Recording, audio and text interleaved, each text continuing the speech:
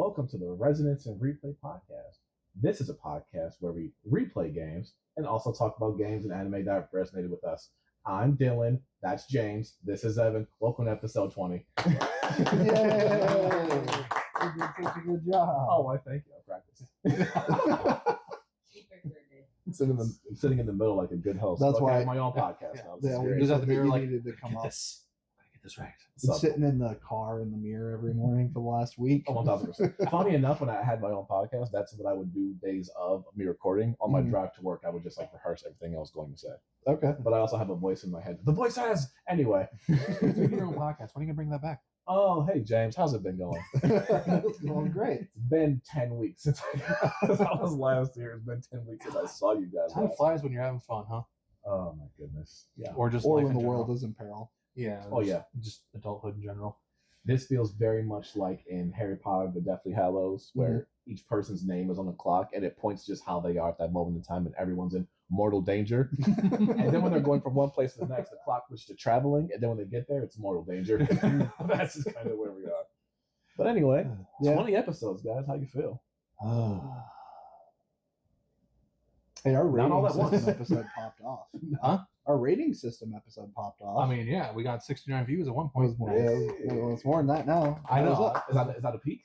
Is that a peak? Other than the first episode. Yeah, the very first episode still, but I think YouTube gives you a little bit of a push in that first one. yeah. And then after that, they're like, whatever happens, fucking happens. Yeah. They're like, okay, and fuck off. Enough dopamine to keep you on the hook, to keep you making uploads, to keep making YouTube money. Then they'll let's see how it goes after that point. Yep. It's all good, man. 20 weeks. Before we get in, what was one thing you learned that you didn't know when you first started this podcast journey? James, you're on deck. I really like pulling up my sleeves a lot. He learned twitches and mannerisms. Yes. Like rewatching clips, I'm sitting there, I'm like, I fidget a lot, and I don't realize it. I was thinking you're like, oh, I like creating this kind of content. Oh, I like the research aspect more. Or no, I like production. And you were like, I just like pulling I just show up and look pretty. I don't research shit. I'm too busy watching going, so why am I doing that? Why am I doing that? I'm good. I think on a little bit more, I'm going to come back to you. Hey, James, what was one thing you learned from episode 0 to episode 20? I would say that I've learned how to edit much quicker, so I can save myself some time. So you don't stay up till 5 in the morning. Yeah, at first I was doing a lot of that. So I feel like I've gotten a lot better at editing quickly and making decisions with that. And then the episodes where I feel more confident, and from a public speaking perspective, I also feel they're better episodes for me personally, where I don't do the random fillers of those types of things. Yeah. So I definitely feel better about those things, even though I just did it again. But there are episodes where I do it significantly more because it feels like we're kind of not as researched. So the one that we had to re-record, I felt the best about, arguably, because it just completely crashed. And so we lost the episode. We had to redo it the next day. We kind of sped it up, and the rehearsal was very helpful from a speaking perspective. So I'd say a lot more confidence. Oh, heck yeah. Perfect. The main thing about being a creative is your time. The main thing. You have to really sit here and look at what is worth my time to get this thing done. That doesn't mean just rush it and just throw it out there as fast as possible, but just the constant researching faster, setting up recording faster, making the recording faster, little production meetings faster, uploading faster. Just the more you can do that, even if this podcast doesn't work, and I hope it does, you're getting skills that you can take with you to the next project. So that's really the most important part. And great job. See, that's the answer I was looking for. I'm not a professional. I just show up. I look pretty. The exact answer. I feed off what he says. That's what I'm best Oh my God. All right. Listen, man. A little bit of beef with this podcast. I'm going to keep that deep, put away. And I can't come every episode talking about what you guys did that upset me. He's talking about Kingdom Hearts. Oh, well, what made you think that? What made you think that? I saw that episode. It was tailor-made to piss me off. Well, we talked about it in the review episode ahead of that, or episode 10, we talked about that. So it's good. It's fine. It's fine. It doesn't bother me. Insert a gif of Trunks turning Super Saiyan the first time out of pure rage in the background. That's you I reacting. just to have that a moment. rage scream that pierces dimensions and time. But anyway, what I do have an issue with is that you guys didn't tell me about the plot twist in Expedition 33.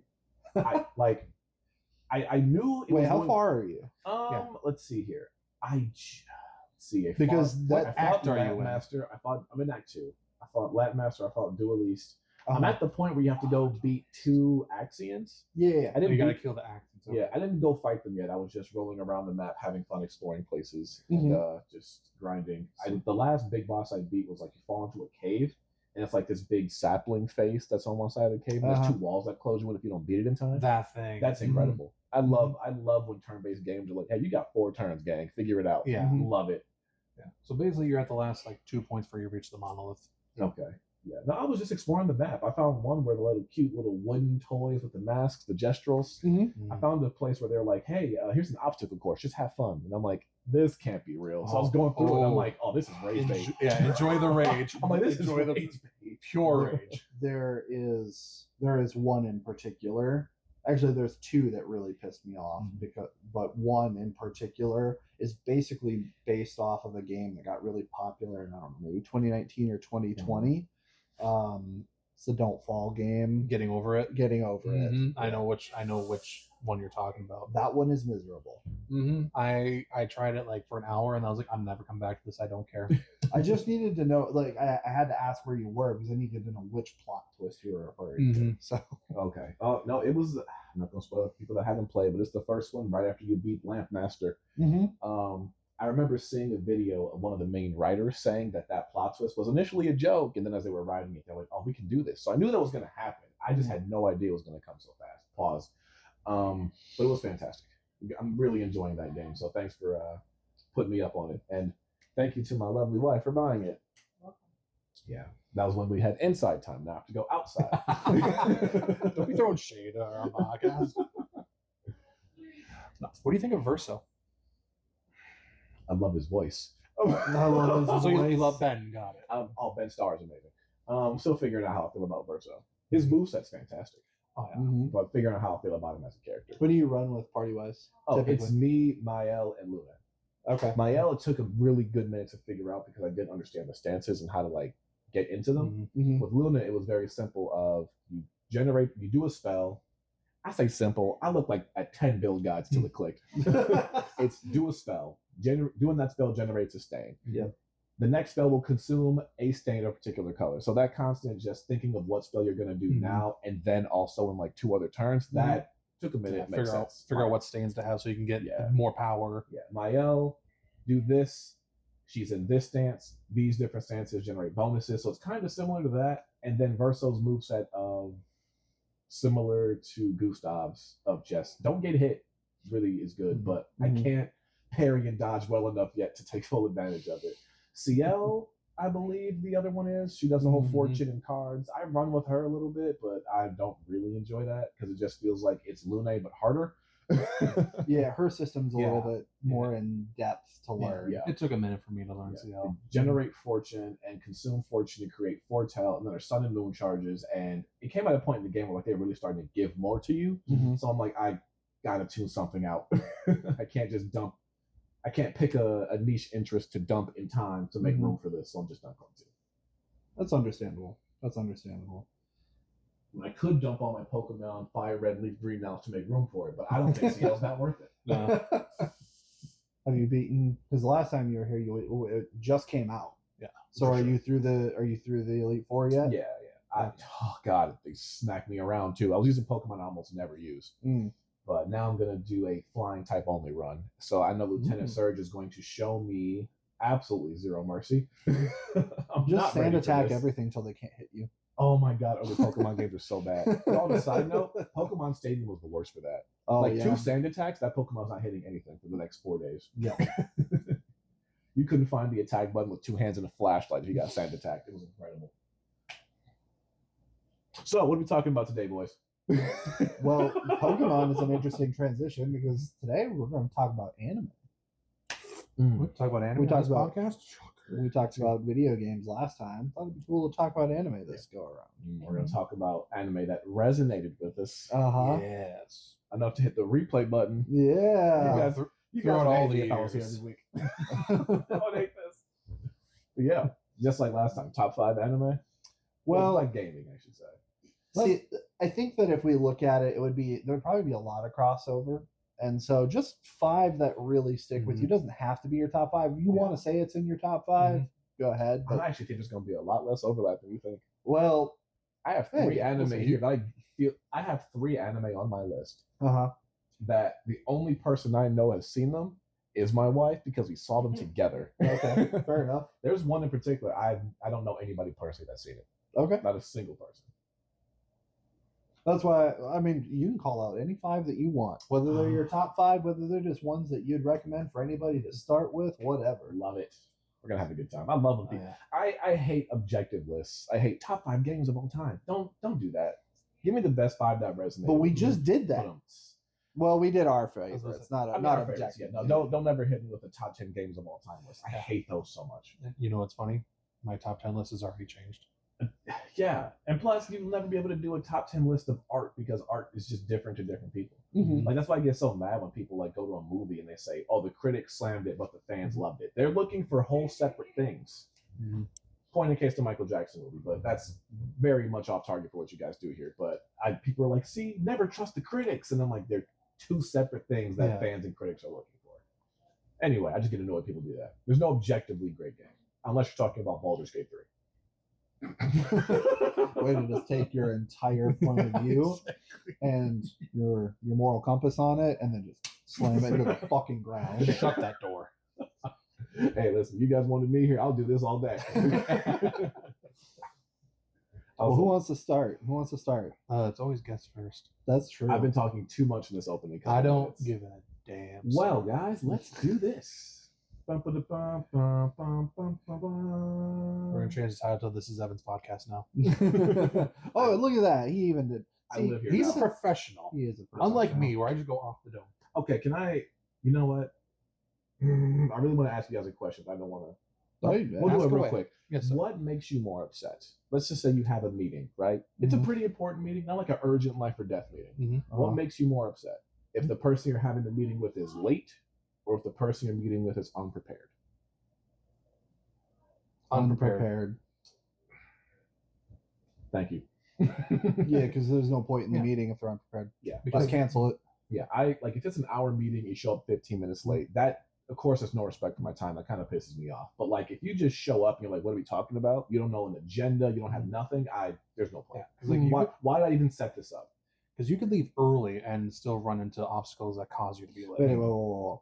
Is this a jab at us for not like having an agenda for you or something? No, I was generally asking. Okay. I just wanted to make sure. The stones you have to go on their platform. I mean, open this pod and just be like, "Oh, hey, here's a shot, by the way." I mean, we can just hang out because we're friends, right? Like, fuck. But if you work, no, I got better shit to do. I'm a very big fan of that. Could have been an email. Oh, my especially because we do so much like with Copilot AI stuff and Outlook. Like, if it could be an email and I can have Copilot summarize your bullshit in under 30 seconds, I will absolutely read the summary, takeaway, and action items. I'm way quicker than you'll tell them to me. I agree with you. I'm so glad that I work in environmental and I don't have to deal with the corporate speak of, "All right, guys, we're going to circle back to synergize our workflows and make sure we all have the bandwidth for the activities." I'm like, turn this off. You didn't say anything. Yeah. So no. Anyway, sorry. I just had to ask that question. We're going to start off with the darkest anime on my list. Mm-hmm. At the number 5 spot, we have Psycho Pass. Have you heard of this one? Mm-hmm. I've heard of it. I have not seen it. It is very interesting. It's a lot of depth to it, I will say.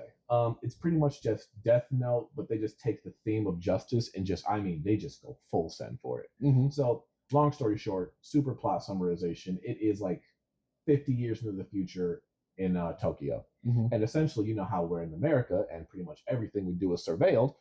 Japan has become the safest country on the planet. Why is that, may you ask? I'll tell you.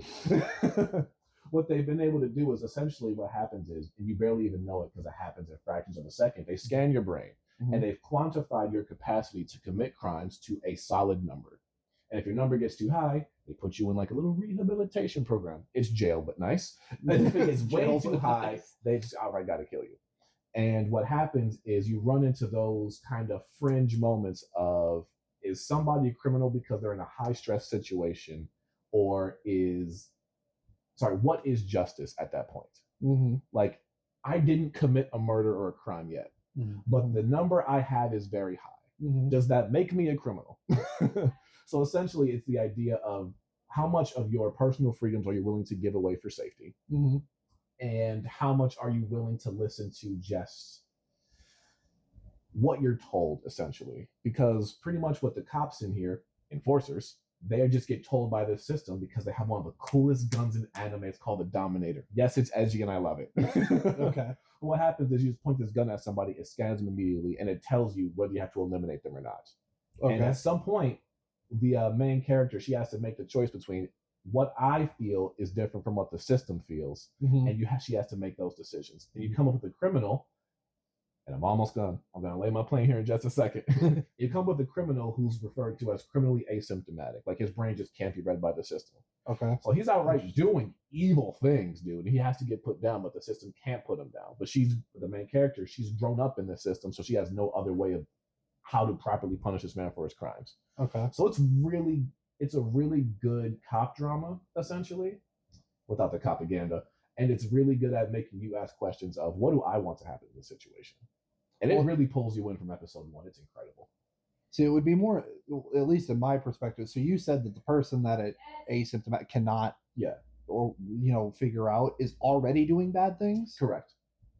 See, for that one, I feel like that's like why is it a second thought? Like, it would be more interesting if it was the other way around. But see, there's also, it's not just solely about them. They also tackle other crimes as they go. So it really just sets up to like the bad guy being the bad guy. He makes him, and the great mark of the villain is when they say something, you're like, damn, he kind of got a point. Like, he has some big criticisms for the system, which can be overlaid exactly to the justice system today. And you're sitting here like, hey, you're a bad guy that just killed like 6 people because you felt like it. But you kind of right, low-key. How often do they do this scan? Pretty much immediately, all the time. They're like dang near, like, if there's like small little bots looking like R2D2 that just kind of just roam around the city unassuming, and it just happens as you're just walking past it. Okay, so the number isn't like innate. Basically, as a child, it will change with your situation. 1,000%. Okay, and that's actually the point the main character has. Like, there's one woman who has been kidnapped by a guy. The guy, his number's high. He has to go. But then her number is high because she's in a stressful situation because she's kidnapped. And the system's like, oh, hell no, she's crazy, eliminate her. And the main character's like, wait a damn minute. And you as a viewer is like, yeah, wait a minute. But then it keeps making you flip that the next episode. And you're like, damn, I just made my decision on how I feel about this. And it keeps making you ask questions of yourself as you engage with it. It's really good. Okay. And it left an imprint on me. Nice. I just thoroughly enjoyed it. It gets dark. Okay. I definitely dark. I like a dark anime from time to time. Yeah, for sure. But I feel like I've been in more like the upbeat ones recently, so it would be nice to mix it up. I got a couple of those on my list. But if you want a really good, the best way I could put it is, if you want a cyberpunk crime drama, Psychopaths is absolutely an anime you should watch. Okay. Well then, now that I can stop talking, one of you go, please. You want me to go? Okay. Yes. I would say, not going in a top 5. One of the big ones for me. I'm gonna put it in there, and it's something that I just watched. I asked you about it the other day. Hunter x Hunter. Okay. I actually really enjoyed Hunter x Hunter through what is available right now. Right, the manga is much further than that, and they haven't adapted a ton. But I really enjoyed it. I have one major gripe with it. One gripe, and it is the main character's motivation to do anything. Have you seen it? Yes, I have. I fucking hate Gon's dad.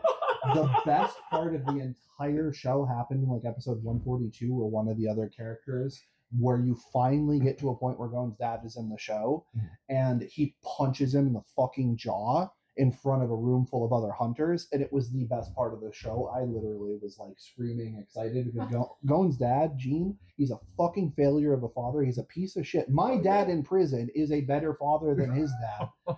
He has gaslit his son into this journey to find him and then tricks him along the way. For whatever reason, Gon is still motivated to go find him the entire time. That's his whole motivation for setting out to become a hunter and this, that, and the other thing. And at one point, he gets, once he becomes a hunter, he gets this like music box or it's like a CD player or a cassette player, sorry. And his dad had infused it with Nen, which is kind of like their power system. Yeah, their anime magic. And it kind of gives him a little bit of a voice memo, like, hey, if you have become a hunter now, if you can figure out how to find me, like now you've got the potential to actually get to me. And at one point he said, and his mom is also just completely absent from the story the entire time, but he never once, he doesn't know why, has no clue that he was raised by his aunt, and he has no idea whatever happened to his mom, who she was, whether she was good, bad, indifferent. And at one point in the cassette, Gon's dad says something like, about your mom, if you want to hear a little bit about her, then keep listening. Gon's like, no, I don't think so. Has no interest in the mom that's not in the story. Like, for all we know, she died giving birth or she died trying to save his life. We have no idea what happened, but fuck her. I want to go chase my dad, who literally abandoned me as a child and then like is gaslighting him this whole time. So that's my only gripe. I fucking hate Gon's dad. I'm real glad I'm not sitting right there now. I fucking hate Gon's I was dad. trying so hard not to pay I attention. hate him so much. He is really smart, and that's what pisses me off. Like, I knew even in the moment, because of the context of the election, he took the punch on purpose because he's a top tier hunter. He could have dodged the shit out of that. Okay. He took it on purpose because he knew it would disrupt the election thing. I hate that he's smart, but he is such a bad dad. Otherwise, I love the story between Gon and Killua and their development. That's what made me keep watching it. Killua specifically has one of the best like full runs of character development, I think, in anime. Okay. Yeah, like, that's high praise. I agree with you on that. But it was because he starts out having no purpose. He grew up in an assassin's family. Okay. And he's overpowered for a kid, and he is taking the hunter exam because of the privileges it gets him. And then he meets Gon, and he's like, I've never had a purpose, but I realized that maybe there's more to life than this assassin thing. And he's like, I just want to stick with Gon because it's fun. And he's a kid. And then it grows like, how do I find my purpose? And then he finds it very, very near the end of what's animated, which is only like 300 chapters of the 400 that's out. So there's still plenty of story to tell. But his character development is so well done.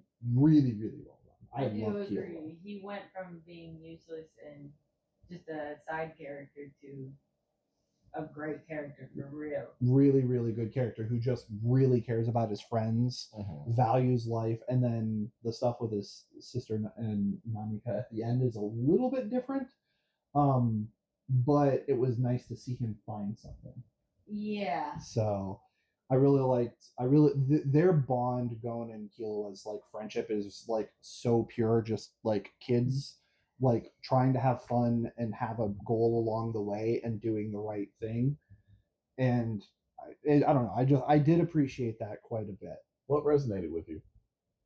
What makes you want to replay it? I will not be replaying it because I literally just finished it. We just finished, like, we did the 148 episodes in like 2 weeks.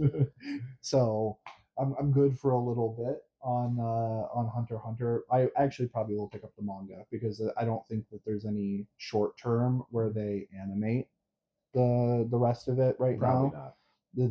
The mangaka is dealing with a ton of health issues and has been for a long time, and he's actually written, from what I was researching when I was trying to figure out like how much more of the manga I can read and stuff, he's actually written contingency endings in case he passes away. So that way the story will still end, depending on what, because there's the arc they're in, and then he said there's one more arc after that. And so if he were to pass away during this arc, there's one ending that can kind of rush them to the ending and give closure to things. And then if they can get to the last arc, there's another ending. And then I guess there's like a true ending if he can get all the way to the end. I love when creators do that. will not have health issues. But, like, they're like, hey, I might not make it. The Here's my forethought notes. to We say, promote I've healthy mangakas. like, I know I've created something that like, no pun intended, resonates with people and connects with people, and they deserve an ending to the story. And so he put the proper time, not just like I'm on my deathbed, I'm going to literally just put something pen to paper to make it happen. The other thing is, in such a weird way, it has like one of the the Phantom Troop is such a good villain group in a weird way. I really like the Phantom Troop, and Hisoka is I can't even say that word on YouTube. He's a weirdo. He likes children. He likes, yes, that is, but his motivations, I don't know that they're really that clear. He just finds toys that are interesting, and that sounds really weird to say. But a child. Yeah. Oh, hey, But oh. I don't know if there's more motivation than just I want to fight somebody really strong one day. I don't know if there's more to it than that. But I would have to read the manga probably to figure that out. But he's a good both villain and anti-villain, because his only side is the side that serves his agenda. He does not give two shits about right or wrong if it serves what he's doing. I love characters like that who are like, I don't care what y'all got going on. I just know what I want. Yeah, and if it means that I Love side those. with the protagonist or the protagonist's friends to get what I want, I'll do that. If it means being with literally the most evil people in the world, I don't really give a shit. I'll kill whoever. Like, so he is interesting because you just don't know what's going to serve him in the moment. So that makes him unpredictable as a villain. So he was very, very creepy at times, but was a good push along for the story. Awesome. The only other, I guess, if I had to give it one other complaint, is like a good 70 episodes feel like a training arc. Like, it feels like the entire anime, the Ant arc, there was a lot about the Ant arc that was really interesting, from like their training, but it felt like everything was training. Like, even when they went to the tournament, and everything felt training. And then there were so many obvious pulls of inspiration from things, like the Ant King was literally Cell. Like, let's be honest. Yeah, it was. But anyway, I'm sorry. sorry. I wanted to talk. I needed to talk about Hunter x Hunter because I just need to say that Gon's dad's a fucking loser, and Leorio did the best thing he possibly could have by punching him in the jaw. Okay. Well, Oh, like yeah. Leorio does it? Hell yeah. Yeah. All right, Dylan. I've only watched like 5 episodes of Hunter x Hunter, and I like Leorio for a reason. I knew I liked that one for a reason.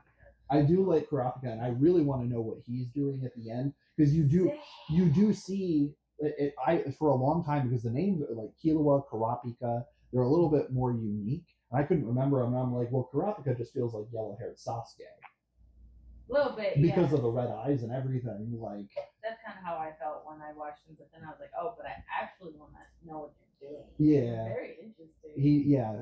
yeah, very much so. Anyway, I'll stop ranting. It's your pod. All right, Dill. It's our pod. Close the round out. So I'm Number 5. I'm going to start off with, not necessarily number 5, just in general. I'm going to start off with the anime that actually got me back into wanting to watch anime, which I think this good sir right over here for introducing me to. A lot of people consider it the GOAT. Oh, Full Metal Alchemist Brotherhood. yeah, can't go wrong. I was gonna actually start off with that too, but I was like, I know somebody else is gonna say it. I'll go something different. I left it off my list because I was like, one of them better say it. I'll be the one to take the bullet, but that's, you know what, please, Dylan, please. Yeah. No, I mean, there's so much to say about this show in general. Mm-hmm. Like, what Ed and Alphonse go through. As an older brother, it's like watching that was always rough.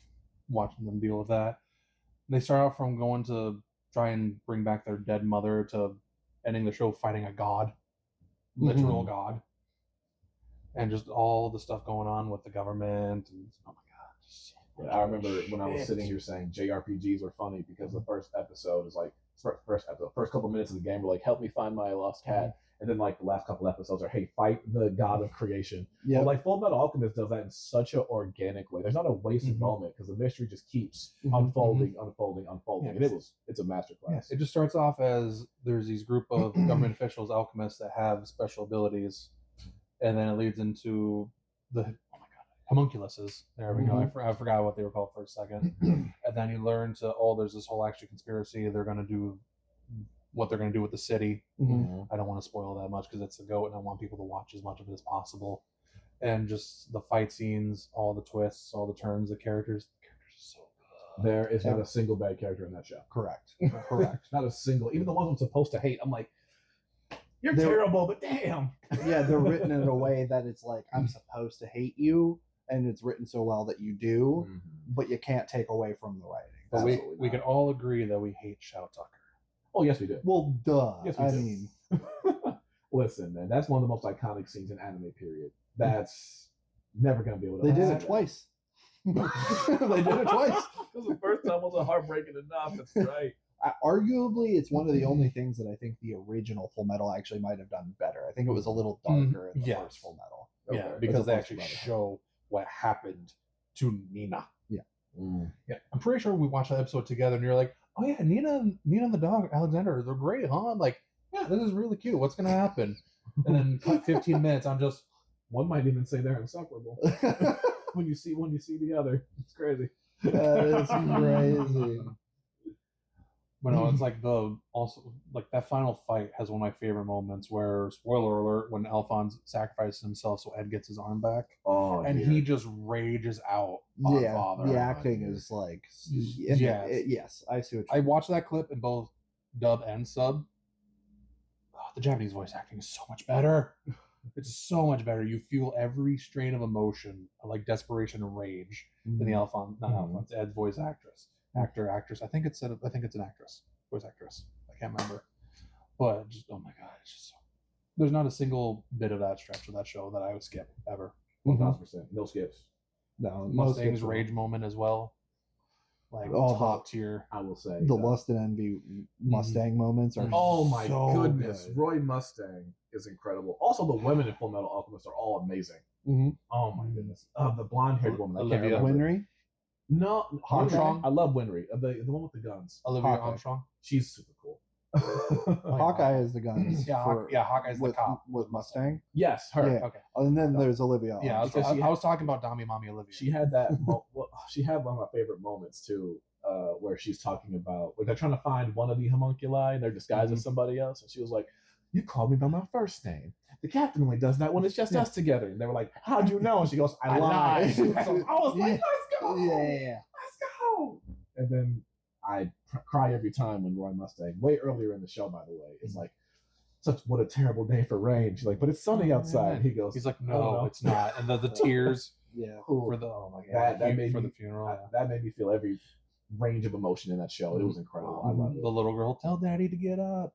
Oh my god. Yeah. But then I also cheer at the end when Edward figures out how to like get his brother back in the secret of alchemy, and then like I forget what the name of the big god is. What is that? Is it Truth? Truth. Yeah. And I love it every time when Truth is like, "That's it," and I was like, "Oh, you figured it out! This is incredible!" Yeah. I loved it. That's just a giant shit-eating grin just sitting there like, "You figuring it out yet?" Yeah. No. And what I love about it the most is that like, and I have this complaint with Attack on Titan at times, even though it's very nitpicky. A lot of mysteries like that, they try to like stay one step ahead of you, so like they feel smarter than you. Full Metal Alchemist just walks you to the point, like the whole time. It's like, yeah, pick up on this. We're right here. I'll hold your hand. We'll get there. It's incredible. I would say that what makes Full Metal so good, like you said, there's literally not a minute wasted from the beginning to the end. There's not a minute wasted. Even the stuff that's kind of like, there's like maybe an episode and a half total that feels like slice of life, and they somehow still develop characters over that period of time. And like the Winry development is so good. Like once Scar gets involved and realizes that he killed her parents, and then she has the gun, and he's like, you would be totally just in killing me, and I don't blame you at all, and I wouldn't fault you. And then Ed shows up and she doesn't do it. It's just such a good, like the pacing from start to finish. Every bit of the arc, the full story is genuine perfection. The only thing, if I had to gripe with anything, is that it feels like the last like maybe 7 or 8 episodes kind of gets really far out there a little bit. Like I'm fine with the idea of we have this giant like continent-sized transmutation circle, and we're going to sacrifice all these to make the biggest philosopher's stone ever and grant these powers. Fine with that concept. That's not too far out there for me. It was when everyone still kind of dies from it, and then they reverse it, and it kind of undoes it, and then he's still got like, he's basically God. That's where it gets a little bit much for me. But outside of that, it's literally That's perfect. fair. I kind of had that same feeling when I first watched it, but like I swallowed that back because I was like, they committed to it. They did, and Right. it was fine. And the way that they did it was his body was not meant, it was not strong enough to hold the power it was given, and so it breaks down. Because I was like, how does Ed beat this guy with a raged out punch from a hand he hasn't had access to since he was fucking 7? Like, and it's because his body just wasn't meant to hold the power it was given. It collapsed under itself. So Great pick, Dylan. We also got to acknowledge Scar vs. Bradley is one of the best anime fights of all time. King Bradley. Wrath was incredible. What about this resonated with you?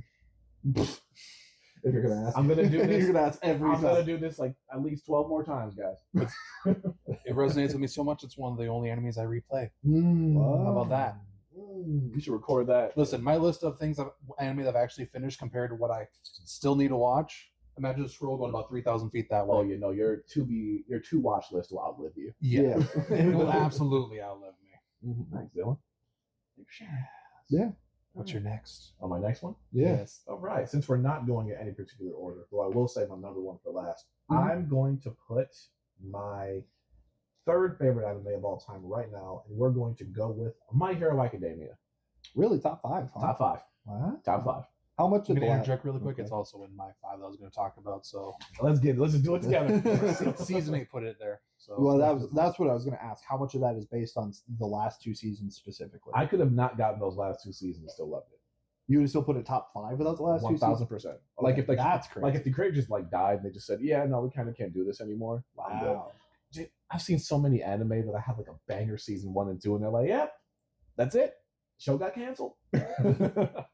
But now I say My Hero Academia is a fantastic shonen anime, but then it also is like a really deep character drama. Mm-hmm. And they really send into every fight. They put emotion into it. No characters are ever on screen fighting just with nothing on the line.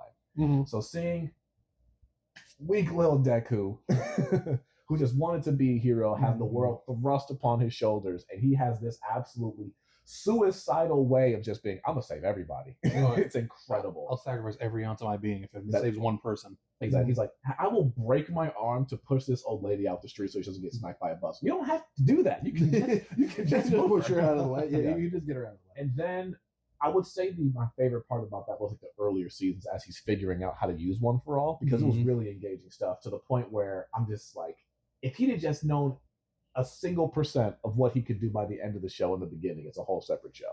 Because in the beginning, like, and what also makes this show really good for me, stop me if I'm ranting too much, Dylan. I'm going to step on something you were going to say. I love the fact that the system is quirks.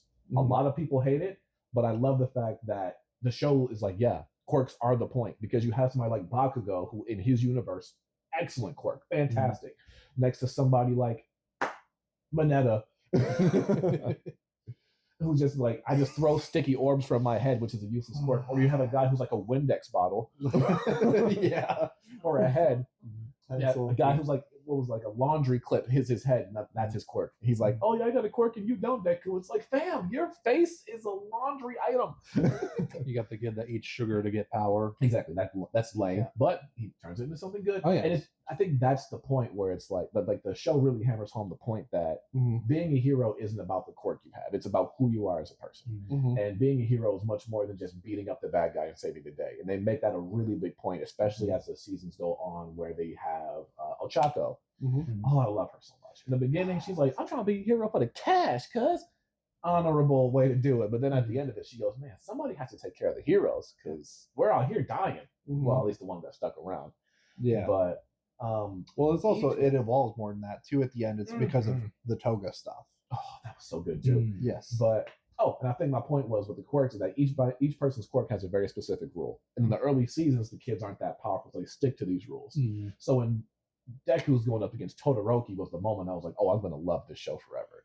Because he's going up against this kid who is better at him than everything. So Deku starts breaking his fingers, and we're like, oh my goodness. He's breaking a finger to counter Todoroki's ice to like outlast him. It's incredible.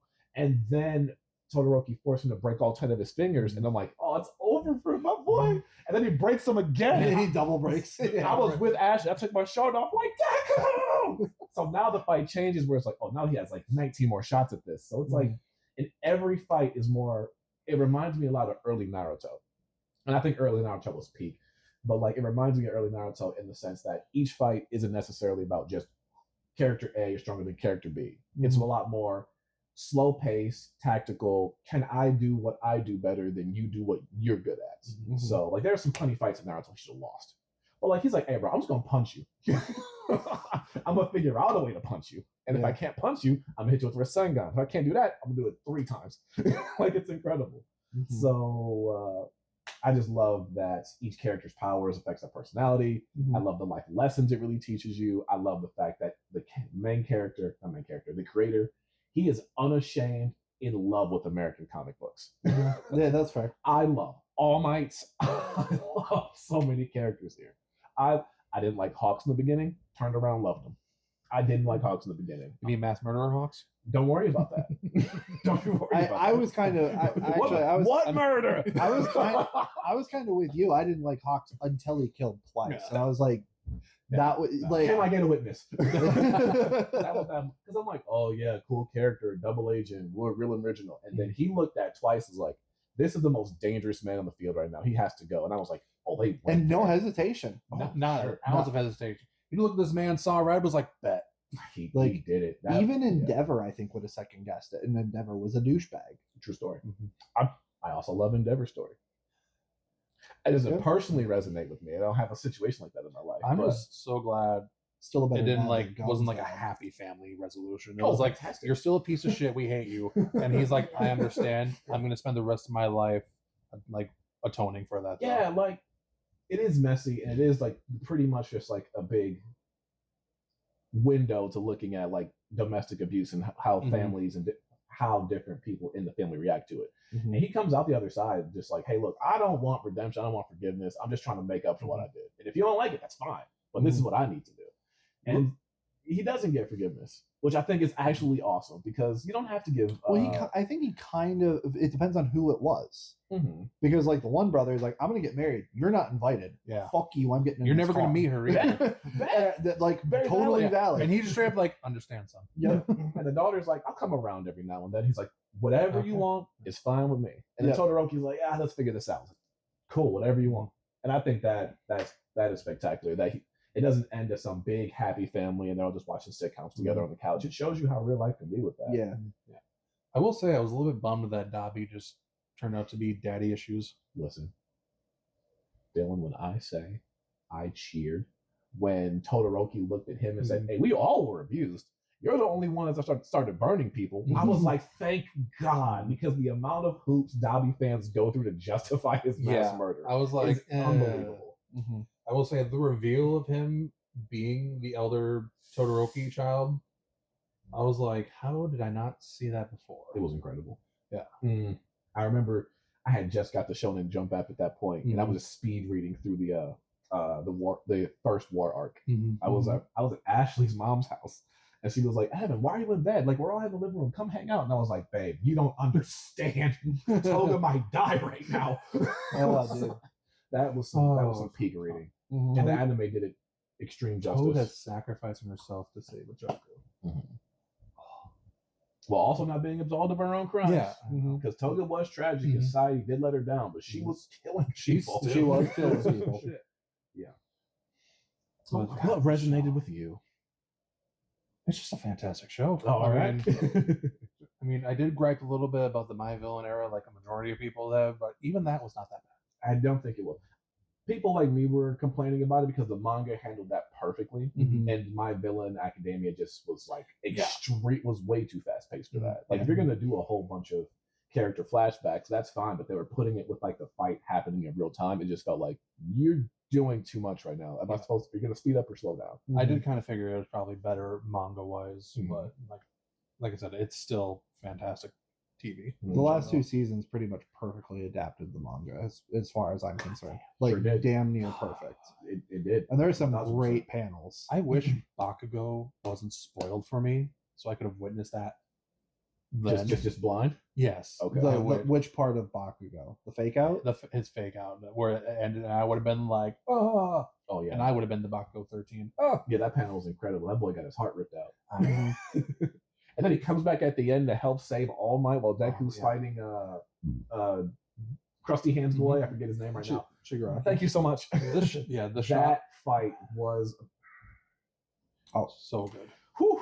I will continue to say it, like the episode where Deku is running and everybody is like just saying you can do it over and over and over again. His mom, Ochako, in the helicopter, like I'm crying on a plane coming back from Kansas City. Like, yeah, that got me. it was so man. emotional. I was crying. Yep. I put my shirt over my face. I was like, I should turn this shit off. I don't want to watch this no more. 0 out of 10. I love that they gave the first All for One defeat to Bakugo. Yes. Yeah, when he yeah, was a baby. Because I'm sitting there like, how do they defeat this man? I'm like, oh, he reverse ages. You want to talk about a panel in a manga that goes hard? That baby crawling in that one panel Oh is my goodness. crazy. Horikoshi had to have been a horror draw at some point. Because there are some panels in there that are genuinely terrifying to look at. Yeah. That one was the final All for One design after he absorbs Shigaraki. That is, I'm like, that is final boss villain design right there. That Deep boss design. yeah, and the music. Oh, yeah. I love the show. Top to bottom, it's incredible. And I'm so thankful they gave it this final season like that because a lot of shows don't get that. Once the manga's over, it's kind of just like speed to the end and call this a day. I love Bakugo shit talking All for One too. Listen, and I love Bakugo when he's a jerk. I did. When he calls him was it the fourth All for One's name? And then he's like, get the name right. It's Katsuki Bakugo. He just calls him an E. I love that. He's such a shit talker. I love Bakugo. I do. His character This show is really good with character development. Yes, that's one of the key things because about it. They give every character a chance to do it and shine. You know, like Naruto does it a tiny bit, and there's pockets of it, but not like My Hero. It felt like it was made a point to give very many people an arc that came together. Like a lot of the side characters, they have a moment where you like, oh, this is why I like that side character. But like, it's like, hey, the story's not about them. Naruto just brings up a bunch of people. They do a cool thing, and that's just kind of they're kind of there. The transition. Did somebody show that the swing in Naruto had more screen time than Tenten, and Tenten was the only actual ninja in the show? Everybody else is like a fighting wizard. Yeah, it's incredible. The beginning of the show is like, this is how I became the greatest hero of all time, and then the transition into season 6 or season 7 when he's like reintroducing us to what's happening, he says this is how we became the greatest heroes of all time. To like really, made them feel really like a class, and that was pretty awesome. I think I would say that My Hero probably has one of the most complete and final endings in anime that I could live like. I don't need a minute more of it to feel like satisfied. It's so final that I'm happy. And yes, I like a little bit of like the final prelude thing that came out a month or earlier this month was a nice little bow on it. But doing more, like they're doing this Aerie thing in August, I'm a little hesitant on, although I do love Aerie and I like the idea of her being in a band, but I don't need it. I really don't. I'll watch it, but I don't need it. It wrapped up the story it was trying to tell. And even you could tell like the creator was taking a lot of breaks at the end. It was rumored that it was a lot of health problems. Like he still was able to get chapters out that didn't feel like, I'm just sprinting to the end. The plot was sprinting to the end, but like the moment to moments of character development of like how fights turned and like the heroes are winning, now the villains are winning. Those big moments, they felt very earned. Okay. Did we miss anything? No, I think we covered My Hero pretty well there. Yeah, okay, thank you. Yeah, it's pretty universal. Even the slices of life aspects, and I'm gonna bring for another show that does this. Even when they had like a whole episode where they're just like in class doing a little bit of training, like it still was some like engaging stuff because all of them have such different personalities. Yeah, because you're learning a whole class of heroes here. But there's also that extra element to it where it's not just a training arc. It's you're going to be heroes in real life crisis. You need to protect the city. You need to protect the people. You need to worry about the people and how they feel. Like at what stuff that actual nurses, paramedics, and doctors get trained on. It's like You're going to tell somebody they have a terrible disease or they lost an arm. You have to be able to help them with that. All the while, that's coming from a man in a yellow sleeping bag. Like, all right, kids. Like, what was it? It was that, and this is another reason why I think it's the best, and this is my last point on this, but what arc was it where they are all with other schools and they're in like the disaster zone? Yep. I'm trying to remember. And they're trying to like do a first response. I thought that was like one of the best arcs in the show, off of like why you like the show. It was the hero licensing exam. That one, perfect. Thank you so much. That one was incredible because it shows, not shows. The whole point of it was you all have these awesome quirks.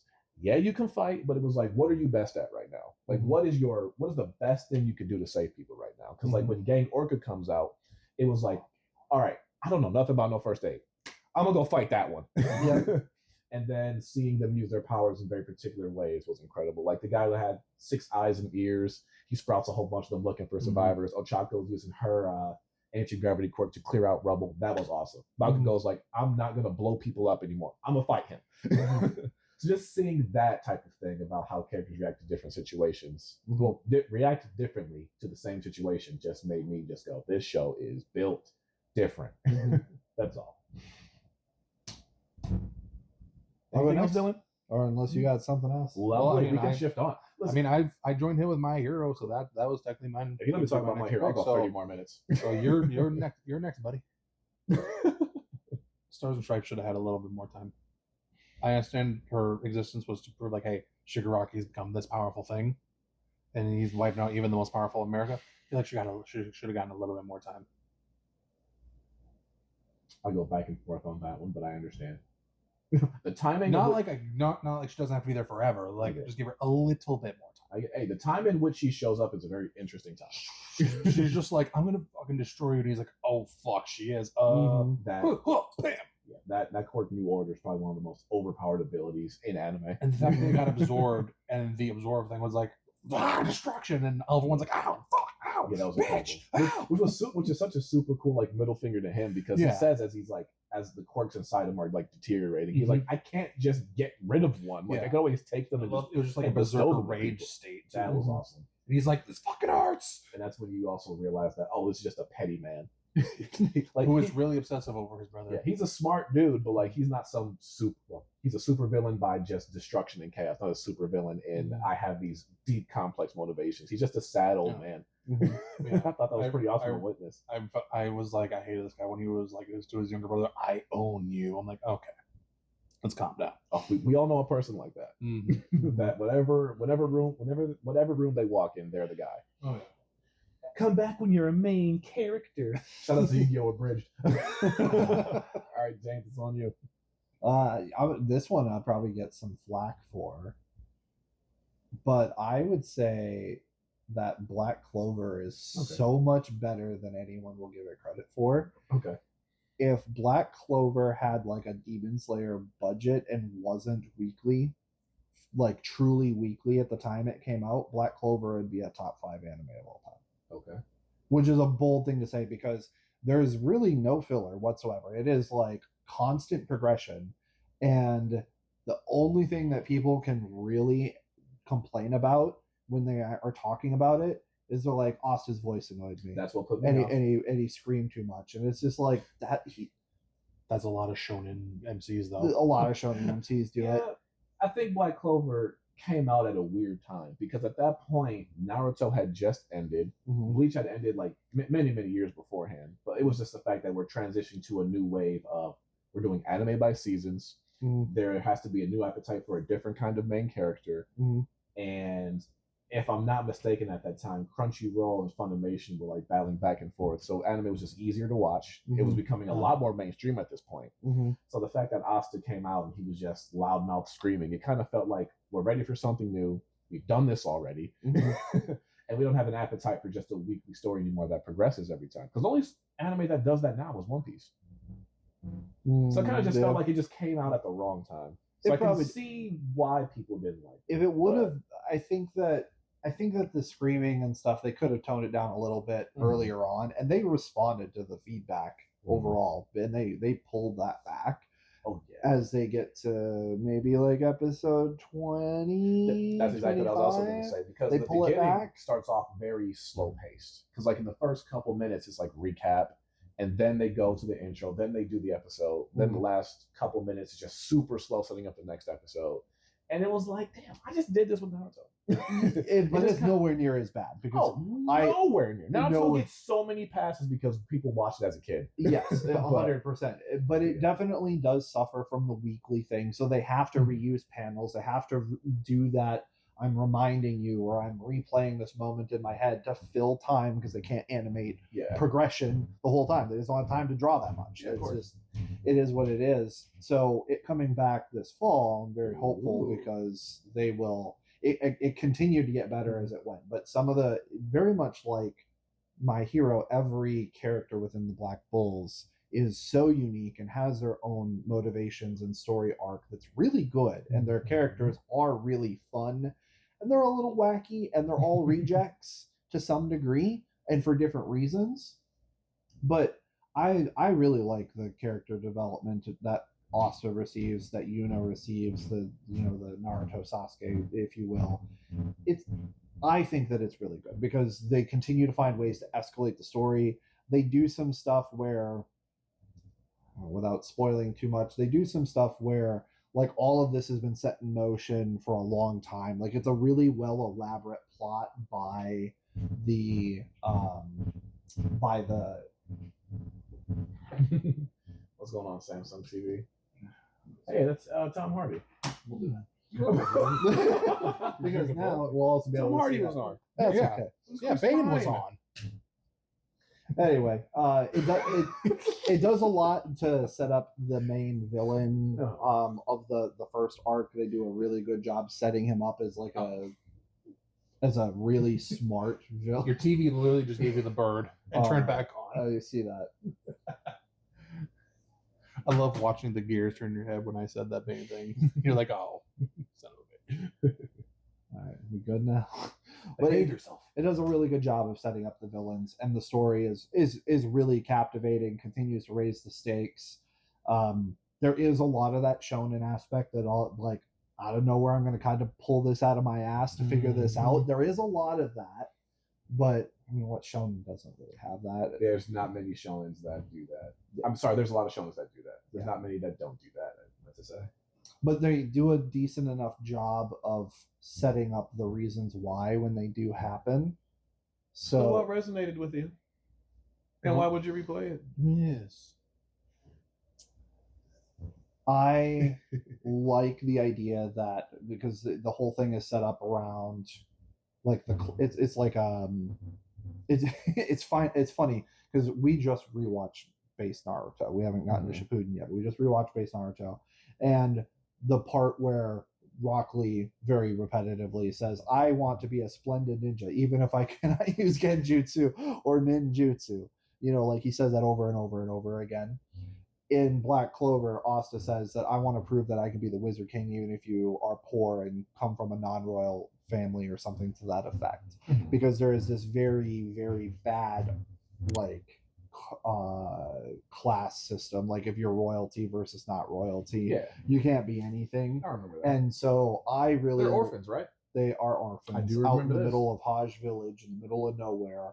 And I like the idea of them overcoming this class system. Like we like Yuno is loved by Mana is the way that he's referred to, and also has no magic or mana, and he's hated and rejected by it, so he has to overcome everything just by hard work.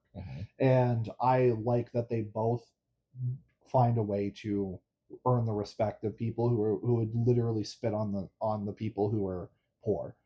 And they're supposed to also ironically be the people protecting those people. So I like that overall thing. Love it. Yeah. Thanks, James. Yeah. Go ahead, keep going. Anything else? I'm not cutting you off. Episode 100 is a banger. Episode 100 fucks. It fucks. Oh man, it's been a while since I've heard episode 100. Not many anime get that far. Mm-hmm. Not many shows even get that far these days. Yeah, episode 100 fucks. All right. Did it have a moment in the anime where it went from good to great to you? Where it went from something that you just enjoyed to, oh yeah, no, we here now. There is one very specific moment that will, as an individual moment, is one of my most hype moments ever. Because the Black Bulls are very disjointed. They all have their own motivations. They only care about, like, Charmy only cares about fucking eating food. Her magic is basically revolved around creating magic sheep that can create her food. Like, it is the wildest thing. That's all she's motivated by. That sounds like a power I'd have. Luck has a very... Luck's mom didn't love him. The only time she ever showed him any affection whatsoever was when he beat a royal in the Royal Knights exam, or the Magic Knights exam. It was the only time that she ever was proud of him. She's like, you just need to keep winning, and then she dies, so he's broken. He's like, the only thing I exist to do is fight and win. Ooh, that's tragic. Like, that's his only purpose Depression. in life. The witch, I can't remember her name. All she does is drink wine, and she was disowned by a really, really powerful magical witch, and now she has created this ability with her magic. If she can create like a thread, it's thread of fate. If the thread touches you, she can alter your fate. And so, like, to an enemy, they could literally, in their head, they saw you get sliced in half, but the thread of fate touched you, and you dodged that attack. So she's, like, really broken once she gets in there. They all have their weird things, though. They could be drunk, they could be eating food, they could be trying to kill each other because that's what their motivations are. And then in one episode, they want to a brother from the Black Bulls and a brother from the Golden Dawn, which is like the highest squad. The Black Bulls are like, they literally have negative points in their scaling system. I would compare it to like houses in Harry Potter. If that makes sense. They have negative points in the Black Bulls, but they're fighting each other, these two brothers, and there's something fucked up about the brother. Finral loses the fight, and he's on the ground, and he's already like kind of bleeding out, and they're like, okay, fight's over, and his brother decides he's going to summon this big attack and just kill him because fuck it. And even though it's a sanctioned fight, I know what you're talking and about. then everybody, like, there is not the second that he started that attack, like, everybody rushed, and they're like, swords to throw. What like, are you they're doing? like, if you fucking move, you're fucking dead. Fuck the exam. Fuck everything else. We will fucking kill you. It was so hype. Oh, I remember that. That's scene. the one I've seen clip that. I've seen online. I'm like, oh, I'm like, Yeah. in context, that probably goes crazy. Where they pulled up just immediately. Like, Yes, like, yeah. they're No, goofy as just shit, but three when you immediately fuck around with their family, they're on business. So yeah, that was that hype. business right there, because I'm standing on it. Yeah. Okay. Thank you, James. fantastic Dills. pick. So my next one. Food Wars. How'd you know? Oh, I'm just because I kidding. love genuinely, like, I know the critiques of Food Wars are all about the fan service, but I actually enjoyed that anime and manga. Anyway, it's not Food Wars. Okay. So my Boku next. no Pico. I'm sorry. I don't even know what that is. Don't look it up. High School DxT. I know what that is. I was a delinquent once before. So my Dropout. Mother. Let me talk. So my next one. Shut your mouth. That's insane. I was waiting for you to say something. So my next one is very much a nostalgia pick. It's a lot of people probably don't even consider the anime that great in general, but it's my childhood favorite. It's my childhood go-to. It's Yu-Gi-Oh. Like, that's forever. Really? That's forever gonna be in my top 5. Really? Like I said, it's not the best. It's cheesy as shit. It's like watching a bunch of theater kids perform with cards. Which season? The original run. The whole. I can't argue with that. It was incredibly Like entertaining. everything GX onwards, don't give a fuck about. No, Little but like, bit. which season of original Yu-Gi-Oh is your favorite? Oh, Battle City. The Battle City arc. Yeah, That's the peak. it is. That is the best moments. Yeah. Hot take though, season 4 is completely filler arc. Waking the Dragons when they got to do Atlantis. Ori Calico's arc. Yeah. I fucking love that season so much. When Yugi loses his soul and the pharaohs just full, and everyone's like, "Yo, what, Yugs, what you doing?" It ain't me. He's just like losing his shit. I'm like, oh damn, emotions. Mm-hmm. Like, I was even feeling. I was like 10 when that episode happened. I think I was like, oh my god, am I feeling things with a card game? Mm-hmm. Also, can we talk about how it's not the 5,000-year-old pharaoh that dresses them? It's the child putting them in leather-bound BDSM gear and chokers and shit and belts and stuff. It's anime. Yeah. I know. He has a purple thing in his hair. I don't know what that is. We know a Tem comes out. He's like, it's time to do. Shit, this kid fucks. Like, damn. Like that one filler episode where he's like, all right, Pharaoh, time to go on a date with Taya. And he's like, what I said a duel. Oh, And so, she's standing there, and he's like, "Oh, hello." so they can see the pharaoh. Yeah, that's Oh, it's like a genuine full transformation. oh yeah, Yeah, When he becomes big tall boy with extra spikes. Yeah, she's didn't they she like full- specifically ask for the pharaoh? Yeah, she's like, Yugi, can I spend time with him? And he was like, sure. Like that's kind of weird, isn't it? Like if I knew you had an alter, like, hey, I know you're here, but can you like bring out like other Evan? Yeah. Oh, yeah, I always assumed it was a trick in their mind, like they couldn't see the pharaoh, but like personality wise, he changed enough to where you're like Technically, recognize- this is full on this is possession different going person. on. Yeah.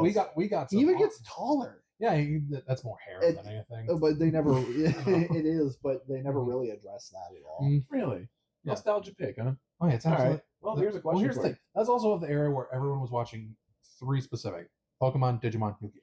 Like, that was the rotating 3. Get out of my head. I was going to ask you, like, because that was on the Saturday morning Also, cartoon hot slot. take: Pokemon, 3rd on that list for me. Okay, Give me Digimon I'm not anytime. gonna argue. Oh, We talked about this before. Digimon was I firmly believe was Digimon was a better underrated. It was like, oh, anime. Digimon was firmly a better anime. It was just that Pokemon was like a merch machine. oh that yeah, just couldn't stop. it's more family So what friendly. separated Yu-Gi-Oh from those big three? Because at the same time, it was also going up against like Oh, it's quite simple. it was going up against Sailor Moon. I remember on Cartoon Network, it was going up against Zoids, this big mega battle anime. It was going up against Sonic. So what separated that for you? The weekend was the only time I was able to watch like cartoons, and that was the week. It was like Static Shock, Digimon, Pokemon, Yu-Gi-Oh. Saturday morning. Okay. Dude, Static Shock. Yeah, I love yeah. Static Shock. How did Yu-Gi-Oh beat out all those? It was I just loved the the animation style, just the visual style in general, the card game, everything about it. It became like the hot shit in our school. So I was like, oh, that was like what, 3rd grade, 4th grade, Second when it and was third- like when it second or really third hooked grade. into our school. I remember they banned bringing Yu-Gi-Oh cards to lunch. God, that pissed me off so much back then. Matter of fact, yeah, it went up against. Yes. Is that where your collectors came in? Your collector's addiction? Actually, it might have because That's you- when I started. Yeah, 'cause what's really funny, you wouldn't Ooh. believe That's it. the only That's that's the only Funko line that I'm like hellbent on trying to get all of them. Up until I went to college, I actually was like, other than cards, I got the cards thing, but you also like the statues and stuff like that. Mm-hmm. I used to like make fun of you for buying. I'm like, it sits on a shelf. What are you gonna do with it? And then behold, and then behold. Oh yeah. Oh shit. Like that's what I'm saying. Isn't it really ironic how that changed? But I changed so much going to college. The funny thing is, 2007, I dropped Yu-Gi-Oh. Like I had my whole giant collection. I just gave it to a random kid. Him and his brothers destroyed the cards in 3 months. I kept my personal favorite card though, and it's in really shit condition. It's in a protector behind a picture of my little brother. But I still treasure that card. That's so sad and funny. I'm gonna ask you another follow-up question after I get this point out. But it's so sad and funny because like when you're like a middle school or high school, you feel like this pressure to kind of like grow up. You know what I mean? So you just get rid of a bunch of your old stuff, and then you become an adult. And you're just like, I don't have to do any of this. I can only do what I want. You know what I mean? And you get back in the hobby. Well, for us, Because I remember I used to write a bunch of fan fiction back when I was a kid. I was a writer, and I deleted a whole bunch of stuff. Like this is stupid. You're still a writer. Yeah. Fair point. But back then, I was just writing whatever I wanted. Like, this is dumb, so I deleted all of it. Now I'm an adult. I'd love to go back. I'd cringe, but I'd love to see it. Like, I had so many Emily, good she cards also back gave then. away a whole bunch of her manga when she was a kid. She was like, I got to grow up now. And then now she's going to cons every year. And then early 20s, we're all like, the fuck? No. Exactly. Why would I do this? Yeah. That takes time. My favorite part is like when season 1 of Yu-Gi-Oh was happening and like the rules of the game were not anything like the show was going, and Oh we were my all God. cheating like motherfuckers when we duel. He didn't Oh, yeah. follow a single rule. Oh yeah, I can actually search out Exodia from my deck. Oh, I win. That's not how you do it. That's how it is. And somebody be like, "Oh, put up your best card." They'll do the whole because there was an arc where it's like, "Oh, the loser has to give up their best cards." Everyone was doing that, cheating to get their Oh. cards. yeah, it's really interesting because that's about the same time that I dropped a bunch of stuff too. Because 2006, 2007, we would have been entering high school, and Mhm. if you weren't playing sports and a part of that group exclusively, you were just a fucking loser. Pretty much. I mean, to be fair, me doing that did like, in a way, like save my ass. Well, It got me in shape. It got me more confident in general in life. Yeah, all that stuff. But I just not get too deep. that's one of the reasons why I valued like the college time so much because I felt like I was able to be me for the first time in like 6 years. Yeah. Oh, yeah. So you know, both of us were like, oh shit, we can be nerds and it's okay. Yeah. Lesson here is leave your hometown before you can. I remember all of us were drawing cards like, ha! It was great. We talk about how much of a petty bitch Kaiba is. Screw the rules. I Yeah, have such a money. petty bitch. He's a tech billionaire, all in the name of I need to beat this one kid in a children's card game. Have you seen any billionaire today? If anything, Kaiba aged very well. And he's the most tame billionaire you've ever seen. That's true. Kaiba is what a billionaire is supposed to be. Mhm. He's like, screw the rules. I have Screw the money, I have rules. Wait, let me try that again. Yugi. Incredible. I'm going to put you on the spot. Mhm. You need to prove your Yu-Gi-Oh worthiness right now. Oh, no. I don't know anything past XZs. Nope, I need you to prove your Yu-Gi-Oh worthiness right now. Are Don't you ask me ready? about pendulums Nope, or links. nope, no. I'm basing it off of what you. Is this going to be like an OG question? Yes. Fire. You need to recite the Winged Dragon of Ra right now. From the show? Yeah. Oh, Dragon. Oh, wait. Oh, shit. Great beasts from the sky, please hear my cry. Transform thyself from orb of light and bring me victory in this fight. Cast the deserts with your glow and cast your rage upon my bow. Unlock yourself from deep within so that together we may win. Appear in the shadow game as I call your name, Winged Dragon of Ra. I'm going to say that's a yes. That's incredible. You could have made that whole thing up and I wouldn't have fucking known, by the way. But I'm I am Merrick confirmed. That's incredible. Merrick lost Wow. to Joey, by the way. He absolutely did. Merrick Joey should have fucking been in the finals against Yugi. He should have My been. man. Yeah, Merrick lost to him. He I was only won screaming at the because- TV in that duel. You know which one we're talking about, right? No, Battle City semifinals. Merrick versus Joey. I don't. Merrick attacked Joey with the transform state Winged Dragon of Okay. Ra. It was a Mhm. shadow game, so you felt everything. Mhm. Joey's basically burning in an inferno. Okay. One of the best animated sequences too, by the way, where he's in there screaming in pain. Serenity's like trying to get to him, and it's everything's shaking. Mhm. Joey's still standing after that, and Merrick's like, "You should be dead." Like, like the non-censored version, he legit tried to kill Joey there. Yes. Fucking 4Kids censoring that shit. The manga's so dark. The manga is insane. I know. I need to It's get a the kid's manga. show. I know.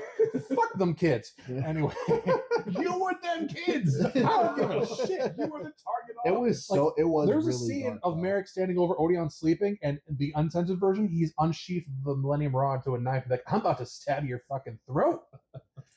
But Joey's still standing. He's like, you're supposed to be dead. And everyone's like, if Joey summons a monster and attacks him, he wins. He draws. He has Gearfried the Iron Knight, summons him, and he's like, and he succumbs to He passes out. He from passes the out from the pain, essentially. And then And because Merrick's he- like, bitch, he down. Call me the winner. Yep. But it's okay because Yugi wins anyway. Lol. Yugi cheats in fucking every single duel. No, it's the heart of the cards, man. Totally fair.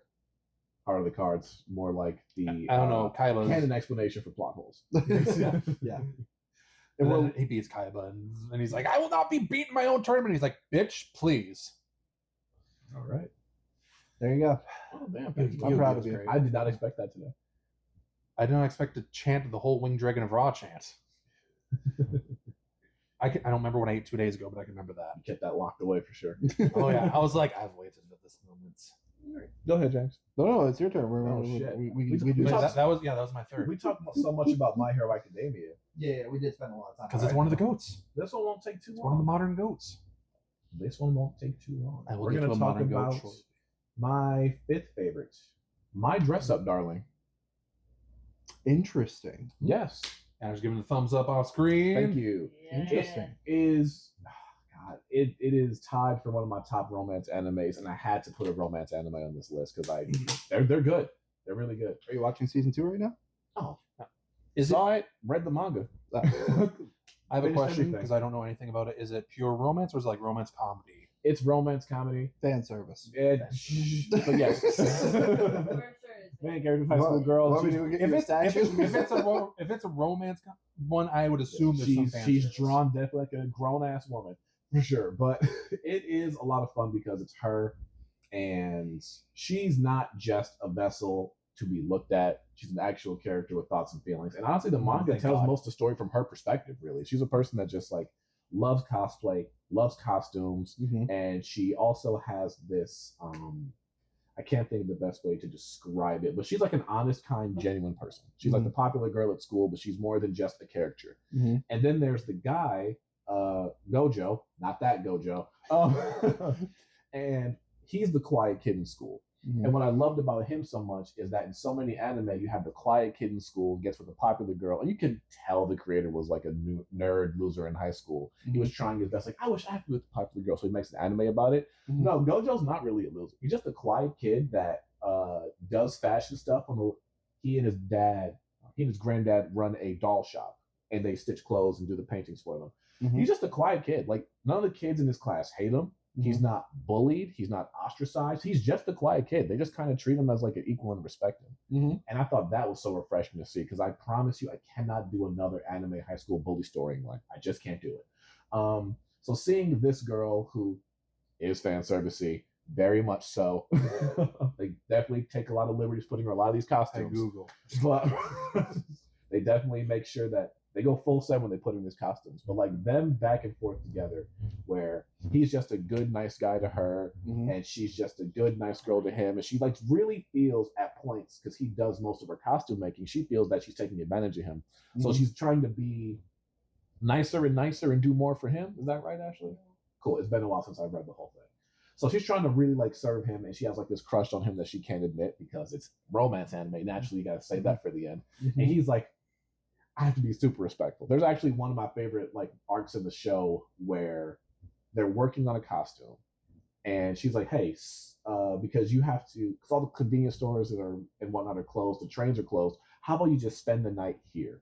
And he's like, spend the night? Oh no! So what he does is they go to the nearby convenience store. He grabs like 4 monsters to play a video game to research for the costume. And he's like, it can't be a sleepover if I don't sleep. And it's so dorky and cute, man. And it really is. It's a good romance anime that'll just, it feels like chicken soup.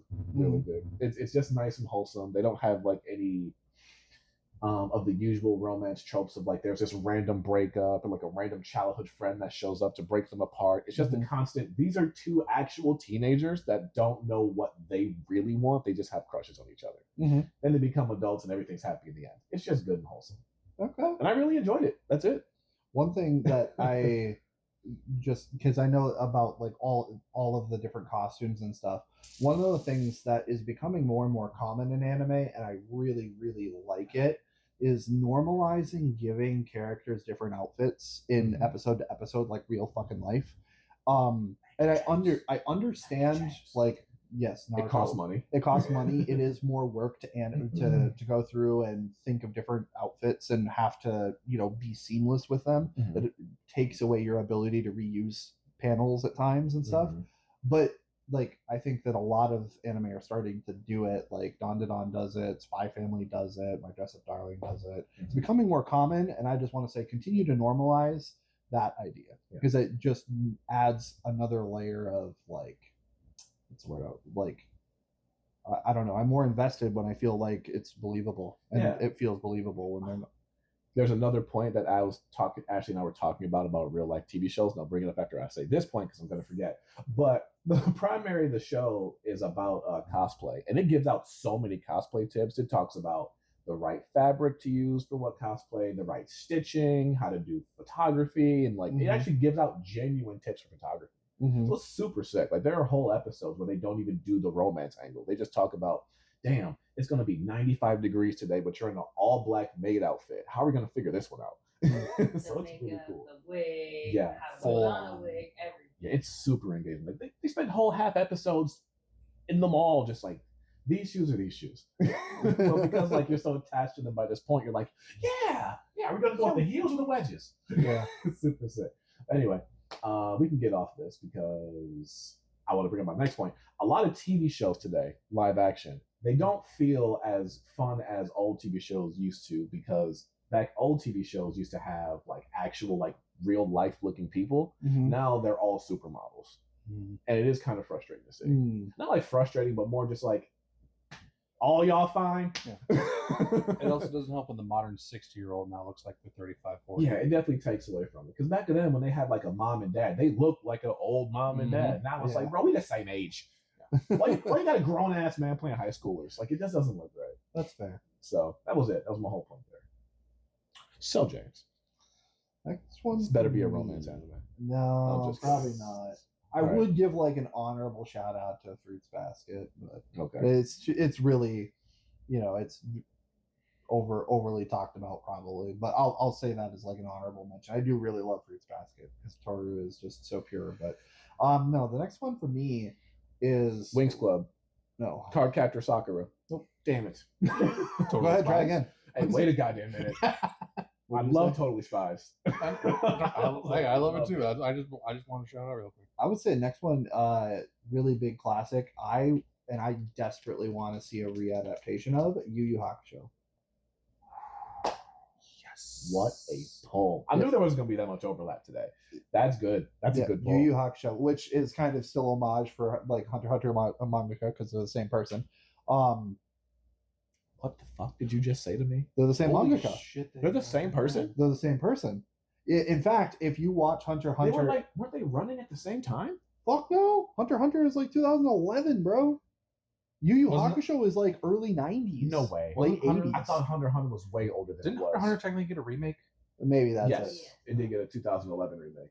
What was the maybe I don't remember what the original. I'll one look was. up. I'll look up the time frame as you two talk. Like I thought the mangas were running at very similar times. But anyway, But damn, Yu Yu Hakusho is a good pull because it was going up against the big three in their peak. yes, it was.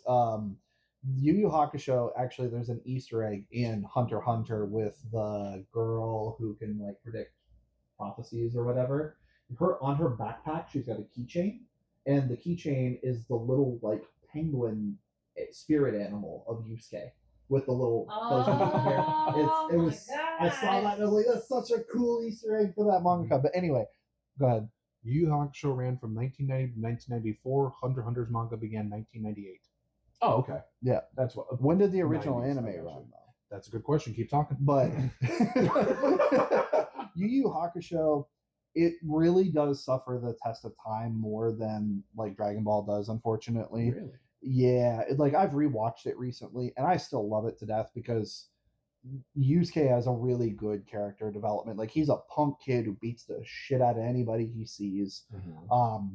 Kuwabara is like they're best friends but rivals, and they just never like really see eye to eye. But somehow these kids fight literally any person that they see on the street, basically. And then Yusuke, out of nowhere, makes this decision to save a kid who's about to get hit by a car. Saves the kid's life, and then Baton, I call her Baton, but Botan shows up, and she's the Grim Reaper, and she was my first anime crush. She's just this. She wears like this cute pink kimono. She's got blue hair, riding like a broomstick, and she shows up. She's like, "I'm the Grim Reaper." He's like, "Bitch, you're not."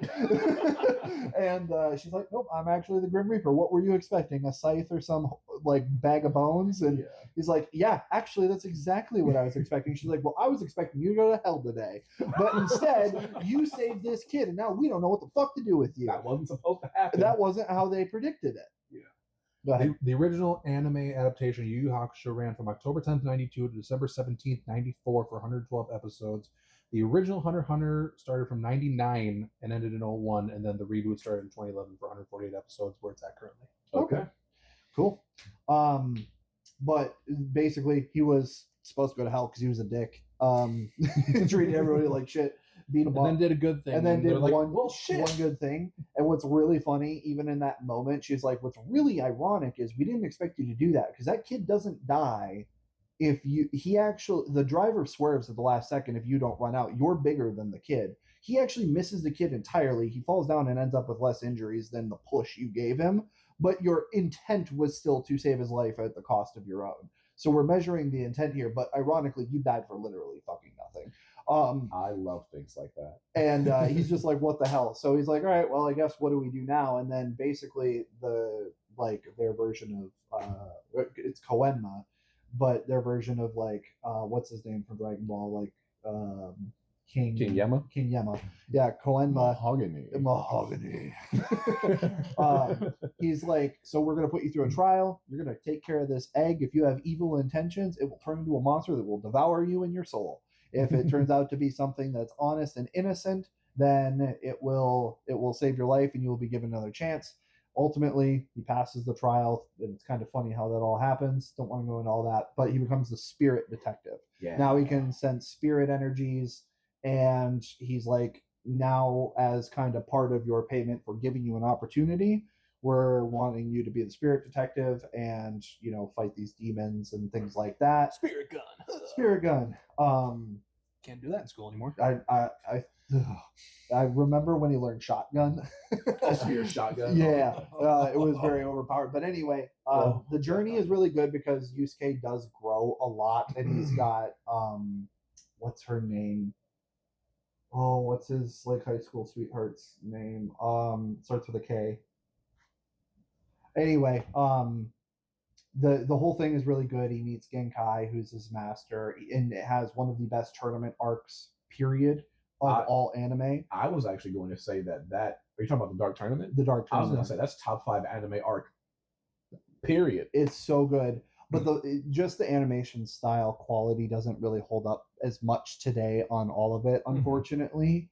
And if there's anything that can get like a modern reboot, like modern animation, just 1-to-1, other than just give it some better animation styles and better fight scenes, it would be so peak, and I would love to see it. But I think, unfortunately, because the manga is so focused on finishing Hunter x Hunter and would want to be involved in it, I just don't see it ever happening. So major flowers to Yu Yu Hakusho. Love the entire story there. I do think that anime works very well for a modern reboot. I feel like pivoting away from the big 3 the way it did definitely set itself apart. Just like I asked Dillon, I'm going to ask you, because it was going up against a bunch of golden era anime in the 80s and 90s. It was going up against Miyazaki films. It was going up against Dragon Ball. Yep. Naruto. DBZ. Not DBZ. Bleach. What set Yu Yu Hakusho apart for you? What resonated with you? For Come on, Dillon, say the line. it was the fast. You want to replay it. Thank you. For me, what it made was- you actually replay it? in a way, it's the faster. It's the kind of like the faster payoff, because they don't do a lot of the tropes that those others did at the time. The pacing is still very good, so it pulls you in quicker and you're progressing faster. You don't spend fucking 6 episodes in the air screaming at Captain Ginyu to get to your power level for him to do what he does. You don't deal with seeing Naruto on the swing for the 7th time in the same fucking episode, and you don't replay that in the immediate next episode. Like, it progresses you in every episode meaningfully, where you could legitimately, watching some of the fights in Dragon Ball, you could legitimately tune into episode 17, miss 6 episodes, and still really not be far behind. And it's going to tell you anyway what happened in those 6 episodes. It's going to replay it. So at the time, it just the pacing was far better than the others. Agreed. So that's what made it stand out to me. Not that I don't love those others, but that's what makes it stand out. All right. Thank you, James. Yeah. Yu Yu Hakusho's a good pull. I knew we weren't going to have that much overlap today. We watched too much anime to have that much overlap. We've only overlapped on one so far today. If memory serves me right. Well. All right, I was Dillon. about to say, I don't watch that much anime. Let's be honest here. What you What are you looking at? It's your turn. And he kind of pulled forward, so I was like, I'll pull up. Tell me what you got. I feel pressured with both of you staring at me. Like You that. are pressured. Yeah, you better get it right. What's the right answer? I mean, You better get it right. Like, my next pick is just staring you in the face. Okay. All right. Oh, yeah, fair enough. Attack on Titan. Oh, my dear. Oh, The my last anime that I binged goodness. to get fully it is a caught binger. up. We were living together, and the funny thing is, it wasn't really like I knew the show. It was in its final season by that point. I say that because it was final season part 1, final season part 2, and then like 3 freaking special episode final season like Boogaloo crap that they did. Mm-hmm. The rumbling OST is what made me want to watch it, because I fell in love with that opening hard, because I was like, this is metal as fuck for an anime. All right. Not knowing I got so much spoilers watching the intro too of that. I literally go That's back the to episode beauty. 1, binge it. This is when I was working afternoon shifts, so I stayed up like 5 in the morning, and I'm like, I'm sending him clips, I'm sending you clips. I know I was sending you stuff, and I'm just sitting there like, what is happening? What is it? The plot twist? This? That? Who just died? What's going on? People died? Oh. James, shut up. I'm about to feed you to a Titan. You know, What God, I mean, I love Mikasa. Armin pissed me off a lot of the times, but what's funny? so funny enough, I'm dead opposite. You don't Because like it pissed me off. But I can understand that's Oh, a no, big problem. I do not like overpowered relief characters, and that anime has 2 of them. I liked early Mikasa, but just how much of a badass she was. Fair point. It's like I love the badassery of Mikasa, the unforgiving loyalty to Eren. I'm like, okay, girl, fair point. Let's calm down on that. And then the development flipping of Eren becoming the actual villain at the end of it. Dear. I was like, oh, masterclass. And then it's like, then the show makes you ask them like, do you willing to kill the entire population for those you love? And are you gonna feel okay with that when you do it? It's like, no, I'm not gonna feel okay killing all those people for those I love. My God. And also them changing it up to where apparently in the manga Armin thanks him for killing everybody, and everyone got pissed off about that. So they tweaked it. He's like, all right, so we're gonna go to hell together. That I forgive the creator for that because they did get a lot of criticism for it. But at the end of the day, you set this up to where people are looking at Eren and being like, hey, he got a point for doing genocide. Like, that is insane to say out loud. But in the context of the show, you're looking at them like, hey, the world is terrible. Get rid of it. Yeah, the whole world is terrible. There's not a single like good thing. It's like they're only doing what they're doing because that's the world they know. Yeah, no, and then the reveal at the end is like, oh, they're on an island. There's a whole world out there. You can't possibly, as a creator, just be like, yep, genocide is justified, because if Eren knocks over the whole world and things get peaceful. Pointing at the sea. Yeah. Because if Eren knocks over the whole world. If we wipe out all our enemies, will we finally be free? But at the same time, if Eren does all this work and then it doesn't work, people are like, oh, well, what was all this for? It's like you got to that edge of, I can't let this work out. Like, Eren has to fail. And like at the end, like they're in the I can't remember the names of places where they're able to talk to each other, like in like that tree situation, and they're begging Eren to stop. He's like, the only way I'm going to stop is if you kill me. We've done talking. Yeah. And the pain of Armin, like when he screamed seeing Eren's. You care about spoilers? I have seen episode 1 3 separate times, and that's so when that's not going to happen for you. So if that episode didn't do it, it's never going to happen. And it's funny, that final episode I was watching drunk at YumaCon with you guys, like right across, going, "Are you okay?" And I'm like, "No, I'm okay." Mix approaching with Eren's beheaded, like severed head, and Armin just unleashing the most guttural depression scream. Oh, still her best friend, man. God damn. I got 2 words. Irwin's speech. Need I say more? Yeah, he had me want to charge into hell. I know. I'm like, I will die for that man, and he's not even real. The way that they start off with the mystery of the Titans and then unfold that, learning everything every slowly. time you get a question answered, it gives you 2 more. It just never strings you along. It respects your time, and it's beautiful because you're like, oh, something controls the Titans. Oh, there's a spy in here. Oh, Beast Titan's the final boss. No, I love how you're just like, don't mind me. I love how in this show, like, season 2 starts and everyone's like, what's going on? Then in the back of the Beast Titan's just, and everyone's like, what the hell is that?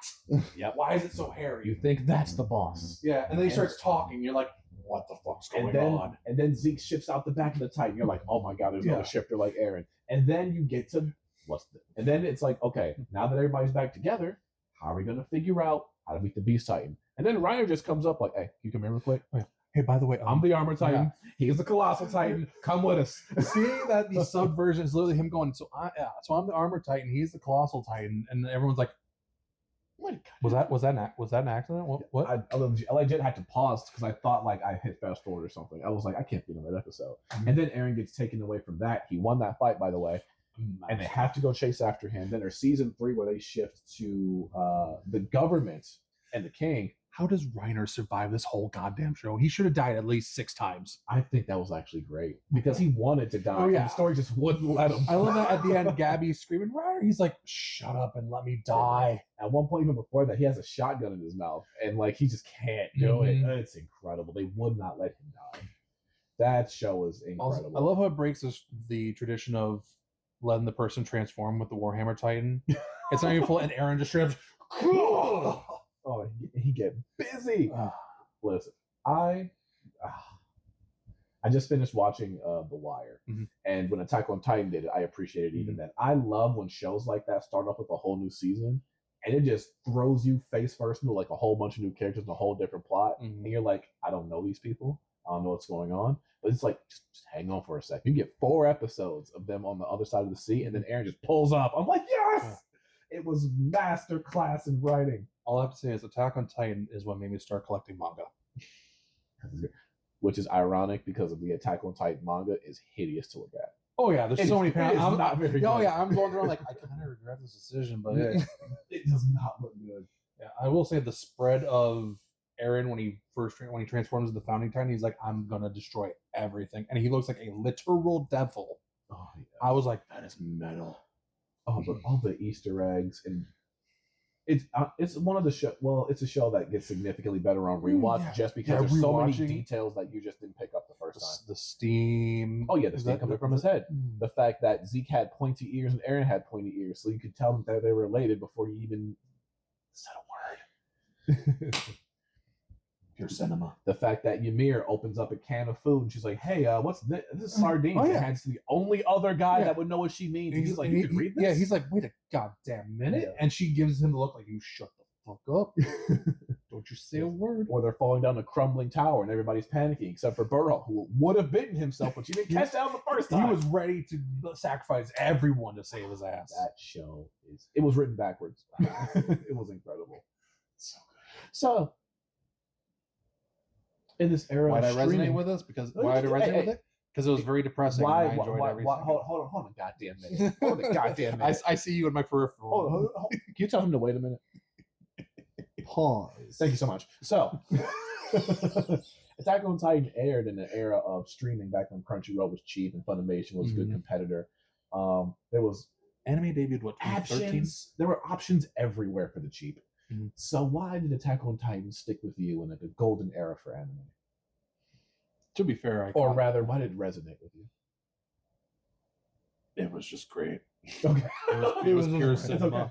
No, that's fine because I will go to my deathbed saying that the return to Shiganshina arc, where they finally find out what's in the basement. Say it louder. I will go to my grave saying that is the single best anime arc of all time. Yes. I'll do it. I'll do it, James. Yes. You don't even know what I'm talking about. Yeah. See, I ain't got a clue. Season 3, part 2. You have Second 84 more half of episodes season to go. Yes. Yeah. That arc is probably the single greatest arc in anime history. I will say I keep forgetting about the royal family part of the first half of season 3. Completely forget about that, minus the sequence of Levi and Kenny and some of the best animation I've ever seen. Kenny! Yeah, that shit was amazing. But it got overshadowed by what I feel. Also, Levi's the GOAT. 10 out of 10 arc. Yeah. Short King. Yeah. That shit was pretty nice. Glad it resonated with you. It resonated with me. So much so that I replayed it. I also got really tired of watching my favorite side characters die left, right, and center. Oh yeah, don't pick a favorite side character in that show. Everybody dies. Except for one of my favorite ones. What are we on now? That was my 4th. We've all given that was the 4th? Yeah, because we both did My Hero. Yeah. Doubled up on My Hero. I'm saving my current favorite ongoing one for last. So I'll give my 4th. Right. So we're gonna go with my second favorite anime of all time. And like I mentioned on the last pod, this is an anime that I don't think anybody has seen except for one person who saw it with me. And that is going to be Shirobako. Oh my god, I love Shirobako. I hate you so much. Okay. I hate you. So I'll keep this brief, but it is an anime about making anime told through the perspective of 5 girls. They're adults. They started making anime in high school. One's a voice actor, one's a writer, one's a production assistant, one wants to do 2D animation, and the other does 3D animation. The story is 24 episodes, which follows each of them. Pretty much just trying to level up in their careers. And it centers around like one major studio. 2 of the girls work together, the other 3 don't. They all just eventually find their way together in the end, working on the same anime, which is always their dream, so it means something. But it definitely feels like kind of a first-hand retelling of people that have worked in anime telling issues that they have, be they big or small. One of the small issues was like one of the main animation leads and like one of the guy that does a significant chunk of the drawing just can't agree on something, or like how to design a plane or something. It's something super simple. Then they go to like an aerospace museum and they're like, you know what? I do see your point. We're friends now. And it's cheesy, but it's like, it's pretty wholesome. But then there's another one where the animation team is working really hard on getting this anime together. And just randomly out of nowhere, they get a call from the creator studio that says, shut it all down. He says, everything looks terrible. And it's like 8 episodes straight of every time they try to do something, the creator's like, shut it down. It's like John Tapper in Bar Rescue. You're not fit to serve food here. Just for the director to storm up to the studio in the end, and the creator's like, I never said any of that. They haven't reached out to me. That's actually my agent. And they have to beat the agent up. It's pretty fun. But it's always the agent. Overall, it has a bunch of life lessons that just fly straight off the screen and smack you across the face. It's one about asking for help. And I can't remember the exact quotes, but it definitely spoke to me at a time in my life where I was like, if I can't do it by myself, I'm not going to do it at all. And it definitely makes you talk about what anime means to you. And it's not in a cheesy way. It's in a very earnest, honest way, because anime takes a lot of money up, doesn't make a lot of money. It'll grind you into the dirt trying to make it happen. It is stressful, and there's nothing worse than putting out something that you really enjoy just for one guy to watch it all in one day and be like, yeah, it sucks. We're season 2. So it really makes them have to answer, why do you like anime? And it's really like a metaphor. But like really the bigger point is like, it speaks to anybody who likes creating. It's like, why do you like doing this? Because it's not easy. It is hard, especially because the girl that's a writer, she's like, hey, here's this whole script, 30 pages. And the guy just looks at it, page 1, page 2. Absolutely fucking not. And it tells the girl who wants to work on essentially. And another small running bit is that like they don't say the actual anime or cartoon they're referencing by name. They just come with a different name. Like one of the girls likes 3D animation and she wants to make a zoo park adventure. It's Madagascar. They're going to get another show that's One Piece. It's 2 piece. It's a bunch of small little in jokes like that. Yeah. But the main thing about this is that there's a voice actor, and all 4 of her friends come together on the same anime before her, so she feels left out because voice acting is so oversaturated. She's taking gigs, putting on like a whole panda suit and talking to kids. Like she's trying to get by. And at the end, she's the last one to accomplish her dream. And it is a absolutely breathtaking scene because the girl who does production, she doesn't know who's showing up late for the not audition, but to read lines for like a last minute character change. It's 2 episodes of pure stress, mind you, at this point, because there's a last minute. We got to get the last episode out. We can't do a recap episode. The fans will hate it. So they bring in the 5th and final friend who does the lines for the read, and it's perfect. It's one take, and her last line is, I feel closer to my dreams. And the production assistant girl, she is sobbing, but she is a professional, so she hides her face with a notebook as she's crying. And I'm going to cry right now. It is beautiful. Trust and believe you will enjoy thoroughly Shirobako. Whew. Can somebody start talking? Sure. I'll pull one out. But the real question is, what resonate within it? What makes you want to replay it? Is me almost crying in front of all 3 of you not enough? I want your tears. I'm just kidding. No, definitely. The anime reads kind of like a passion project, you know, and like I said earlier, it just makes you have to question of creating is very difficult. It's hard, it's stressful. Why do you like doing what you do? And each character has their own different answer for that. Some people are like, I just like drawing. Other people are like, I like the sense of accomplishment of finishing project A and then thinking about all that project B can do. The director, he just likes to eat, but he also likes to like feed people with like his art and all that. So it's real nice to see just a real life behind the curtain, so to speak, about how anime gets made, especially because anime just does not make a lot of money. That's why you see a show like My Hero or JJK, where like a lot of their money is in licensing and merch. So it's refreshing to see a show that just takes 24 episodes to just say, this is what we want to talk about. And it's nice. Not going to cry. I'm good now. So, all right. What's you in for? This one's an odd pick. May not even be considered an anime. I feel like I know what you're going to say. I don't think you do. I'm I curious. feel like it. I think you know what. You think I'm going to say Avatar, That's exactly think- what I thought you you were going think to but say. I'm not going to say Avatar. Okay. He's gonna say Totally Spies. No. Oh, I was going to say Kipo in the Age of the Wonder Beasts. I've never heard of this. Holy Yeah. shit. Hey, Google. I at least hear of anime I haven't seen. Yeah, All so right. You know Kipo- what, James? Lay it Kipo on in the me. Age of the Wonder Beast. Yeah, Kipo in the Age of the Wonder Beasts. So it's a Netflix exclusive. It's actually leaving Netflix shortly, which is very sad. Thanks, Netflix. Yeah. So Also if you want to sponsor the see, show. if you want to see it, go see it fast before it leaves.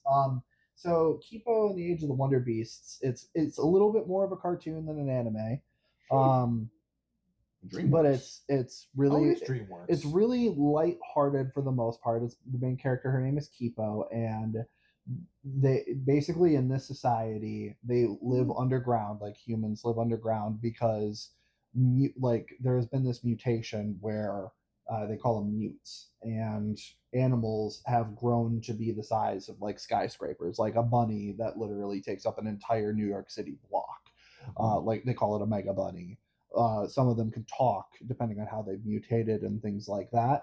And they hide underground because, well, those things will kill you. So they hide underground, and then Kipo and her dad end up. Interesting. Yep. Kipo and her dad just have a really good relationship. Everything's good. And then one day while they're talking about stuff, because her dad is like a scientist and she's really nerdy. She likes, the sky, space, science, math. She's really nerdy like that. During one of their lessons or whatever, a mega mute breaks into the burrow, is what they call it, like their underground thing. It breaks in, and Kipo ends up on the surface because they have a backup burrow with tunnels and stuff.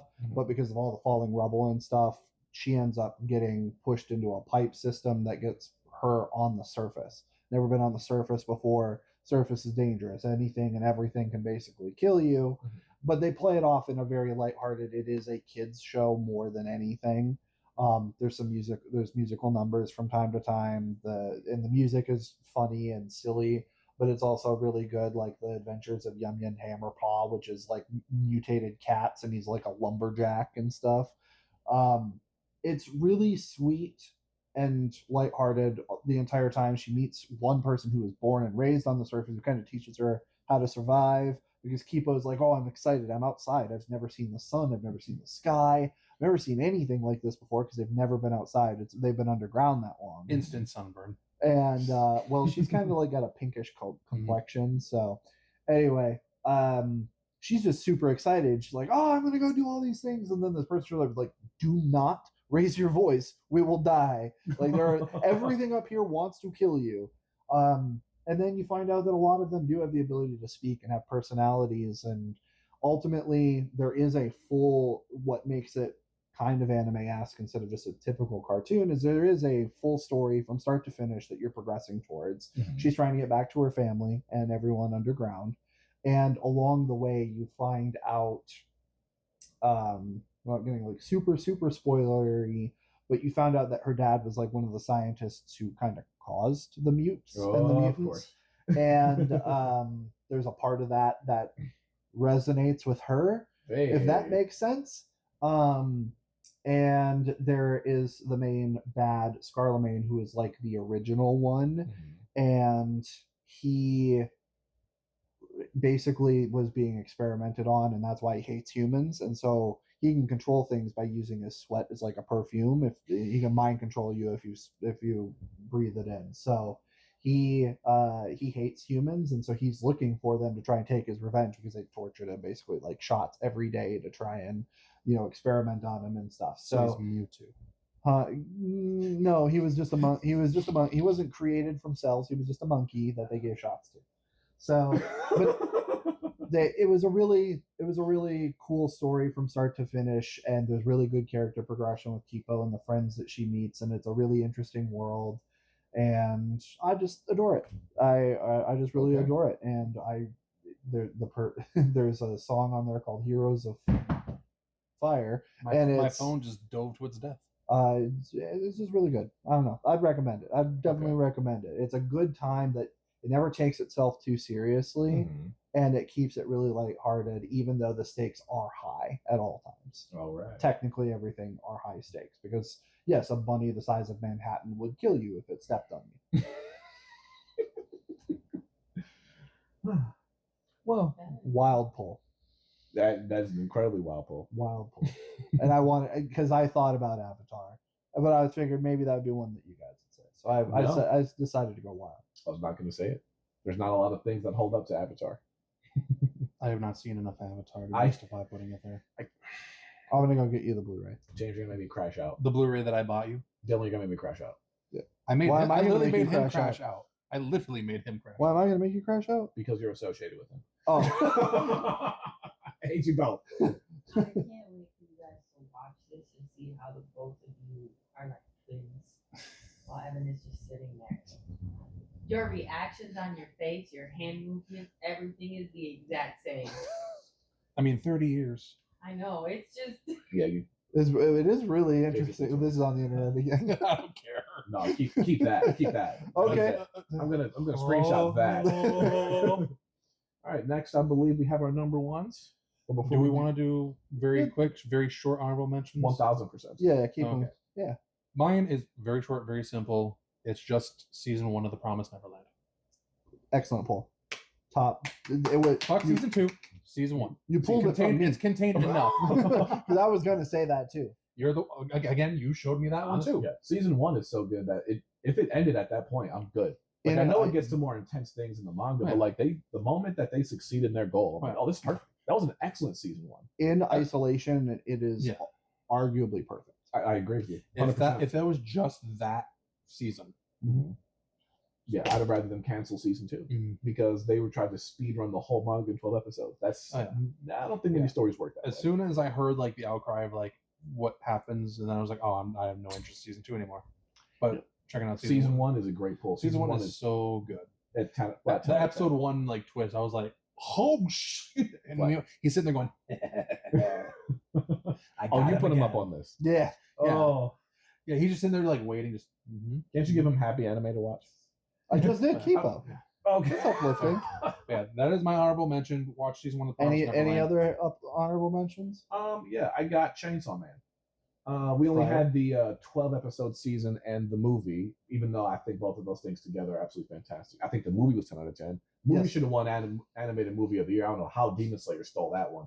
But the only thing is, as a manga, number 1 manga is my favorite of all time. Like, I think that Chainsaw Man manga is absolutely fantastic. It is fantastic. Week to week, it's not that good because what? Sorry, week to week. Can I interject into this? No, you can fuck off. I'm kidding. Please hit me. He's gonna get me shot. So my number 1 ongoing anime is Chainsaw Man. The only reason I wasn't going to put Chainsaw Man as my number 1 anime, or sorry, on my top 5 list, is because we've only had the 1 season and the movie. Every other story I've told, it's stories. Every other anime I picked today is stories complete. I've read the rest of part 1. I'm trying to get started on part 2. 10 out of 10. You two literally watched me read the rest of part 1. Oh yeah, no, she won't go further past both that. Both sit there popcorn like, oh yeah, keep going. Yeah, well, you're on volume 9. Mm-hmm. Yeah, go ahead. I cannot tell you how good it is. I think Makima is one of the best written villains in fiction. Period. I cannot wait for season 2. I can't either. Knowing what's going to be animated. Yes. I want you to know think what you're ready, but you're not. I want to know what music choices they choose. I want to know how they're going to do it. It gets crazy. But my thing is, the thing with Chainsaw Man is that, and I'm going to land my plane with this point here, is that like week to week as it was coming out, it was a bit tough to read because it'd be like 12, 13 pages that move the story just like this much forward. But like the way the creator is influenced, it's more by watching a movie. Like chapters just end. So like going straight to the next one makes more sense against an anime that like Demon Slayer, that's a more traditional shonen format where a chapter picks up off a cliffhanger, it leaves a plot hook open, and it just kind of just does that where it just builds. Chainsaw Man, it takes like more of a flat straight line up, but like when it hits its peak, it is some stuff that'll have you just going through chapters at a time. It is insane.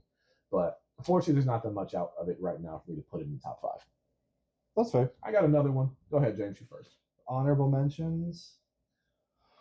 Oh, that's tough. Yeah, I would have said Promised Neverland, and season 1 is an isolated incident, so good.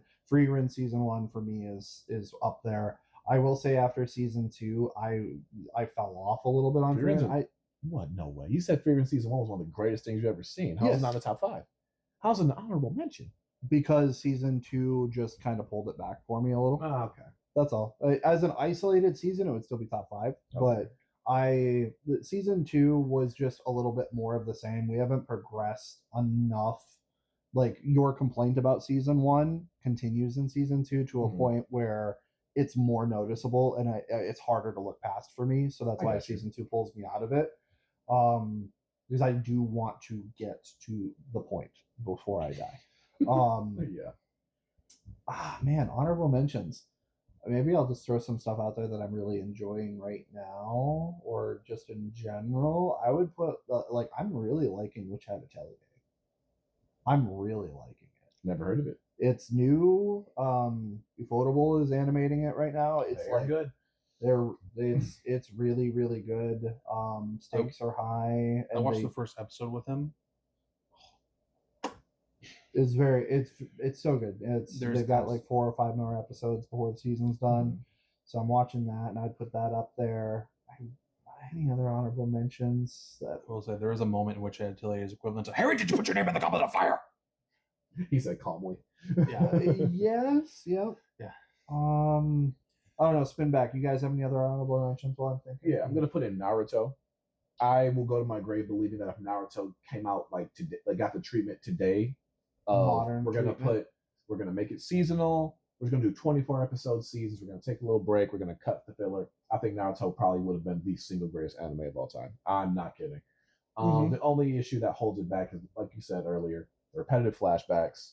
Naruto is 52% filler, by the way. That is not a joke. You go through and count every single. Nope, they're not adventures. They're non-canon content. That is filler. I was waiting for that. I'm like, I'm just gonna sit here and wait for. Yeah. Like it is just too much filler in that show for me to be able to go, oh yeah, it's a top anime. With that said, though, I'm not. Are you really looking at your wall of Funkos to get inspired? Yeah, just to see if there's any other honorable mentions. I mean, to be fair, I also need to look at your wall. Yeah, Naruto is up there because some of the peaks in Naruto are some of the best peaks in anime. And then I'm also going to go with another romance one called Yamada-kun the Seven Witches. It's a romance for everyone. I have in my notes. It's fun, wholesome, comedic, and mysterious. But it's not finished. It's nowhere near finished. That's correct. It's only one season because they love giving you a banger one season and that's it. It's a romance between a delinquent and a girl who's super smart, and she's kind of like off by herself, super quiet.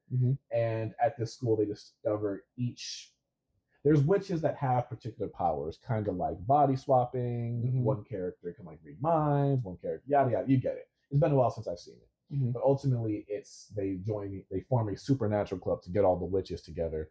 And then the plot twist happens near the end. And the delinquent is in charge of figuring out all the supernatural stuff. So to see his progression go from, I don't care about none of this, to, maybe I do want to support my friends and go to college and get my life together. It feels very earned. And it's a really nice low-stakes mystery. So whenever you want to watch something just to, put some miles on your soul without having to, like, be so engaged to the point where, like, you're stressing out, it's a fun one. All right. Any others from you? Honorables?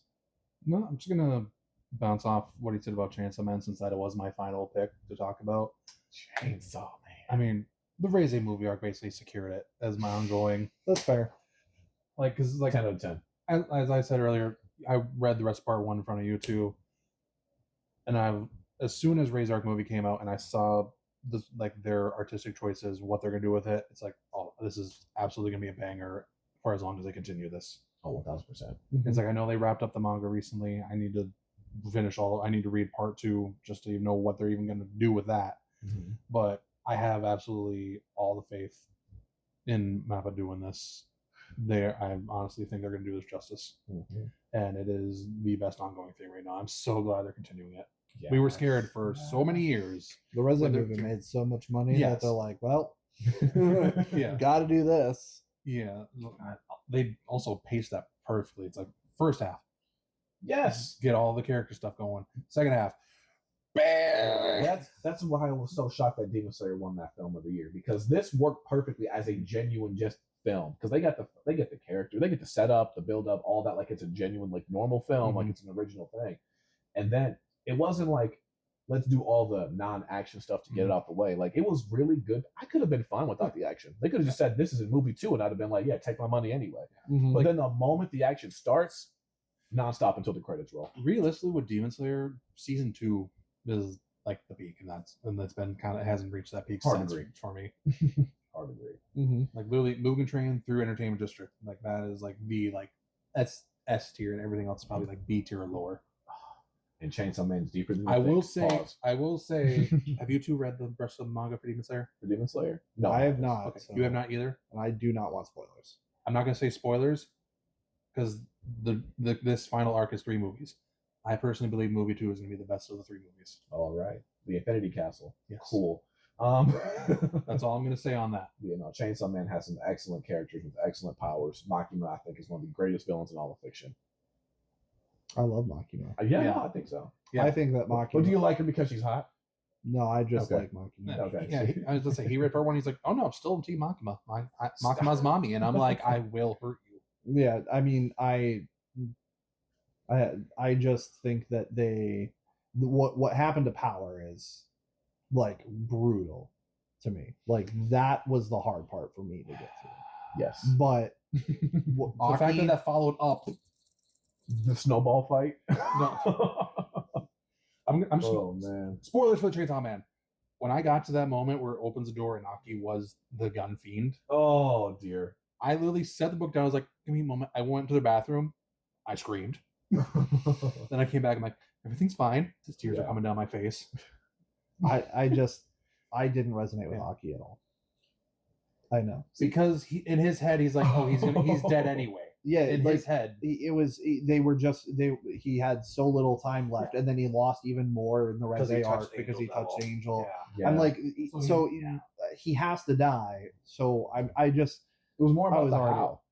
Because the how is what makes Makima gut-wrenching. great. That fight. Yes. is But it gonna doesn't be- make it gut wrenching. It makes me like smile on the inside because I'm evil. Yeah, you are. Because Makima, people are just like, oh, she's grooming Denji. I'm like, Makima doesn't give 2 F's about Denji. She's going to give him whatever he wants just to rip it away from him. Yeah. Aki, power, Mhm. the cute normal life. Like, she absolutely is a abuser, Mhm. dude. Her And I thought it resolve was to get to her goal is like crazy. Oh yeah, long game. She's Game. compelling, man, and it was gut wrenching watching Denji go through all that at the end, just to be like, everybody died.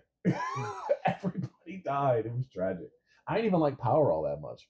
I didn't But like just- Power that much either, yeah, but no. it was tough But to just- see because he was Yeah. starting to go on that like teeter back and forth. I Mhm. think. Yeah. So when he's like, "Hey, He happy also- birthday, Denji," Yeah, and they Makima also- just goes, "I'm going to kill Power when that door opens." Yeah. By the way, just for that bang and that panel. Oh dear. Also doesn't help before everything Incredible. goes down. Denji and Power got like really close. Yes, that's what I was. Oh Yeah. dear. Yeah, Incredible. the fact she's like, keep walking, Denji. I'm gonna kill her. He's like, wait, what? What? Yeah. No. Why can't I Yeah. stop? Yeah, no, because like you don't believe that. Uh-huh. That's like, hey, James, come downstairs to your apartment, and Dillon's like, hey, James, you're gonna open that door. I'm going to kill Evan. That's not something you just believe. Yeah. Like, oh, haha, thanks. My eyes are turning yellow and pink. Bang. Oh, that was incredible. Thank you. Yeah, Thank you, Chainsaw Dillon. Man would have been one of my honorables Yeah. as well. I'll throw out Don is honorable for me. I still have to watch season 2, but I love Don. I absolutely adore the relationship between Momo and Okarun. I really like how I gotta that watch naturally progresses. It's so good and so honest for like teenagers. It's adorable. It's just Okay. genuine. If that existed when I was 15, And I it's- would have been in love with it. And even it's more. also just very far out there as somebody who maybe for better or worse liked the original Fooly Cooly. Oh, It just hey. feels like that, but a little bit more grounded maybe than Fooly Cooly was. And then I would say Rurouni Kenshin. Despite the bad shit about the mangaka, the mangaka's the- not good. That's all we're gonna say on it. but the News to me. He was found with like 2 terabytes of stuff. Oh, okay. yeah, you just needed to say the memory. Yeah. Terabytes? fights. Yeah, Terrorize. but the story is great. Kenshi has such a good story, past, present, and whatnot. So it's really well done. Story's so good that apparently they got season 4 in the works. Well, it's a remake. They're it's a remake? They're rebooting and remaking Rurouni Kenshin, and the remake is what I want for Yu Yu Hakusho. They're literally 1-to-1 episodes, just a modern coloring palette and everything, and the fights were, some of the fights are better, and some of them I actually kind of preferred the old style, but that, that's individual preference. Okay. But that's what I want to see for Yu Yu Hakusho. Yu Yu Hakusho definitely deserves a complete reboot. I would love it. I'll go ahead and I'll do my number one first, since well, you've already done yours. Mine's also going to be short, because I would have said Naruto as the number one, because much like what you had said, in a vacuum today, if you were to readapt it, modern pacing, modern animation, and then you were to sit it in front of a group of people that had no knowledge whatsoever, I think it would be hard pressed not to immediately enter their top 3. Yeah, because it would be 100, maybe 215 episodes. Because you, even in the episodes that aren't filler, you could still cut from. Oh yeah, right. Sure. Like you could, in under 200 episodes, you could tell a perfect story, and maybe we could close up a couple of plot holes at the end. Like the war arc is the only thing that loses me a little. I agree. The war arc was certainly bloated. Yeah. It was just like, and who's behind the mask, and who's behind that mask, and who's behind that mask. I manipulated him. Don't look at me. He wrote me into this. Exactly. No, he wrote me into this. Exactly. Outside of that, like it could have ended after the pain arc, and it would have probably been perfection. That's actually what the creator was intending to do. Yeah, it was just making too much money. Yeah, they just stopped. Yeah. No, because Naruto had some arcs where it was incredible. Like the Land of Waves, I joke like I'm still on this bridge. That arc is still amazing, because then you have the Chunin exams right after that, and then you have Konoha's under attack right after that, and then Naruto meets Jiraiya, one of the best characters in the show, to go find another Hokage, and then the Sasuke retrieval arc, and it's just banger after banger after banger. It is some stuff in there, man. It is so good. It deserves a modern pacing remake for sure.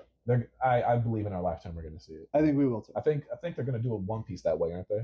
They're going to do like a modern remake. Yeah, they're going to do Naruto that way. It starts in January. Yeah. Maybe I'll watch it. Maybe. Apparently I'm going to watch it because it adapts through, what's the name of the island arc? The first island arc. Whole Cake Island? Okay. I don't remember. Whole Cake Island is way later. The first island? It's gonna. It's Wit doing it. I don't know if you know that fact. It's gonna get through like the Wit first animations do do that. Or the first island, such as in One Finding Piece Zoro. Maybe. I don't know. I haven't watched it. All I know is that they're gonna Looking cover it like up. 60 to 70 episodes worth of content in like 12, and it's gonna be modern pacing, all that. I'm gonna do a little bit of I'm reading. not very excited for that because I enjoy One Piece quite a lot. Yeah. How far have you gotten? I'm almost to 800 episodes in. That's crazy. You still have like 400 more. I know that's Just to get everybody caught up. The One Piece anime remake produced by Wit is scheduled to premiere in February 2027 exclusively on Netflix. Season 1 will consist of only 7 episodes. Oh yeah. Yeah. With a total runtime of approximately 300 minutes, covering the first 50 chapters of the manga up to Luffy's encounter with Sanji at the Baratie. But 300 minutes, 7 episodes normally would not be 300 minutes. It would normally be 140. So they're 300 minutes is like 5 hours. They're it's like 7 movies. Yeah, they're doing like 45-ish minutes. Yeah. 7 short movies. And apparently, they said the remake is not might not do the entire One Piece. I think it's going to depend on how it does. I think they should. Well, here's at the pace that somebody, what's his name, Rogers Base, I think, said the pace. He's like, they would be doing like 25 seasons if they were going to do that pace the entire time. And money. Yeah, I'm like, he's like, are they going to do this for 25 years are they going to do this for 25 years like the current show's been going? Yes, money. Season 1 is just about to wrap up. Yeah. Season 1. Yeah, isn't season 2 of the live action where Robin just finally shows up? I say finally, but I think they're opening season 2 with that. Season 1 is about to now just Oh wrap no! up. Are you telling me these first live action 3 million stuff. episodes are considered season 1? Yes. It's unsustainable to do week to week. It's just The impossible. Author does know how he wants to end it though, so there will be another season and it'll be over. But Yeah, He does know how he wants to end it, which is nice. If I remember correctly, like 2023, is it Oda is the one that's working on makes One Piece? I think the Oda said like there's like a 5-year plan. We're aiming potentially like the big 30th anniversary or whatever it is. Like they're aiming for that. But I'm like, well, if you're continuously making a fuck ton of money on it, are you really gonna try and end it there? Are you really? On Naruto. On Naruto. As much as I do dislike that there's a bunch of side characters that do feel useless, all of them, when they do show up, are pretty epic cool. I love the Konoha 9, Neji, Tenten, Rock Lee, the Ino Shikacho formation. Kiba gets joked on a lot. I think he actually is pretty cool. Shino with all his bugs. I love Hinata. I love Naruto, Sasuke. If Sakura just got a little bit more, I'd love her so much as well. Because she's actually in Shippuden, she's actually very capable after her training with Tsunade. She is. Yeah, the main issue is that like she's always just kind of around but doesn't do anything. She's just kind of just there to be there. But like she's very strong and capable. It just makes me sad that she gets like the one puppet Akatsuki, and that's just kind of it for her. But I think Sakura is very good. I loved Anko when she showed up, the snake lady. She was super cool. Former Orochimaru. Oh, she got done so dirty in Boruto. I think a good chunk of the issues is that like a good chunk of achievements other characters go to Kakashi. Like Sakura could have helped out a bit more, but they're like, Kakashi gets this one. And the Kakashi is fucking sick though. I love the Akatsuki. I love a good chunk of life lessons there. They really do a lot of good stuff on war. Pain, I think, is a master stroke of a villain. I really do think he's amazing.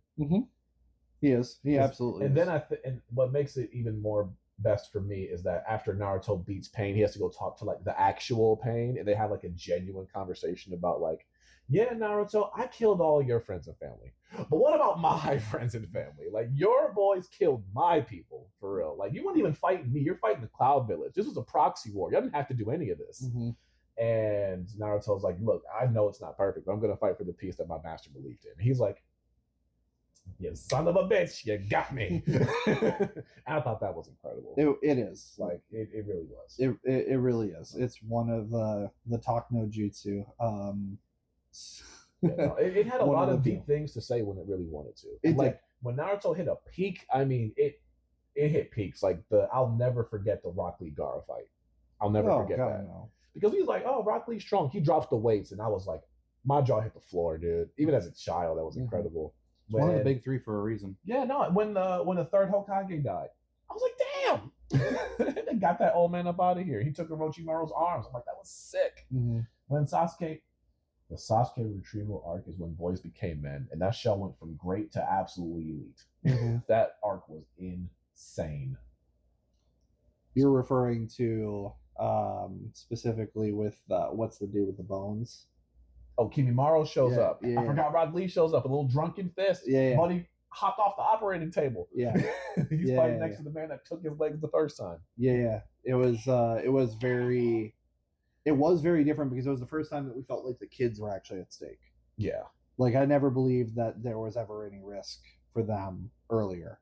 Like, even in the tuning exams, like, I guess they tried to make you feel like the Leaf kids were at stake, but I didn't really believe they were, other than maybe when Orochimaru showed up. Oh yeah, no, Orochimaru was genuinely unsettling, and I love that. But yeah, those tuning exams were like, oh, we have to hold this little preliminary term because too many of you made it. I was like, okay, yeah, I'm sure. Yeah, you don't mean that.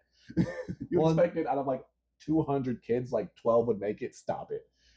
Although the Forest of Death was pretty terrifying. Yeah, but then when you think about the kids who did it at like 6 and 7 or whatever, like Itachi and Kakashi, like, that's crazy. Oh, they were genuine prodigies. So yeah, to me, I was like, if that's the group that you're expecting, then yeah, I was surprised it was that many when they did the preliminary. So, but I know there's a couple missed opportunities to talk about here, but I do kind of wish a bunch more ninja were just kind of like the normal foot soldier kind, so we could really get an appreciation for how much of an anomaly Sasuke is, an anomaly that Neji is. Because they just say, oh yeah, Kakashi and Itachi were Anbu Black Ops at like ages 6 and 7. You're like, what does that mean? Every time I see the Anbu, they get waxed. Yeah, like, exactly. They do nothing the whole show. Like, not even a cool moment where they're like Naruto, where they tell Naruto, hey, shh, after that they save him from like some crazy super villain he shouldn't have been fighting. Like if that happened in the Zabuza fight, I think that'd been pretty sick.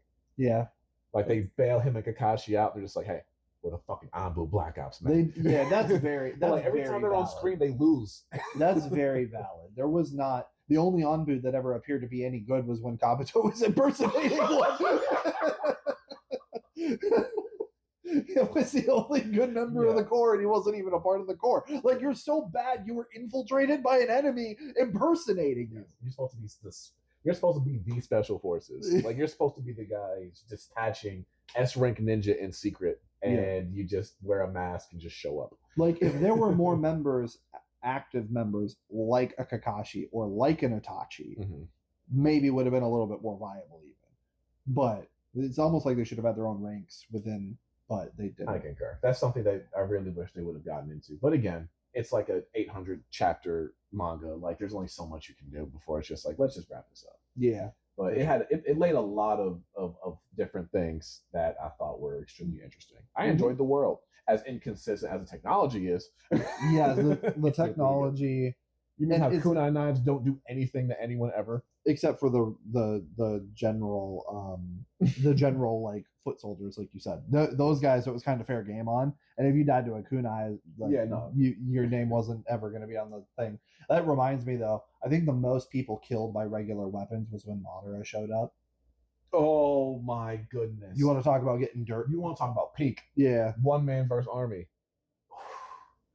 He was bodying people and then was like, yeah, I'm just going to summon a meteor because I fucking can. Yeah. And then they were like, audacity. He was like, oh, that's great. What about the second one? Yeah. And then when he fought the Kages, he's like, so do you want me? So, question. Do you want me to be the only one using my Susanoo, or do you want my clones to also use Susanoo? And everybody was 5 per Kage. And not the baby Susanoo. We're talking full Susanoo. Yeah. And hold on. Here's one I know Guy Sensei is him. Because you saw Madara body the 5 Kages to the point where he was just playing around with them. And then Guy said, F all that. I'm going to kick you in your chest. Yep. And Madara was like, yeah, you're him. Yeah. You're the one, dude. That was in... Guy should have died, by the way. Oh, yeah. Oh, I'm sorry. But Naruto coming back to life with the sage powers and saving his life, I was like, get the F out of here. That was where it got even more wild. I'm like, you gotta stop.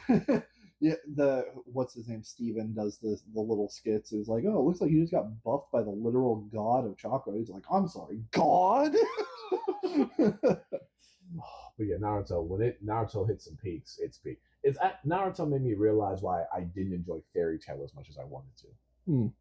Because every show has to have that moment where it's like a long running show. It has to have that moment where it goes from good to great.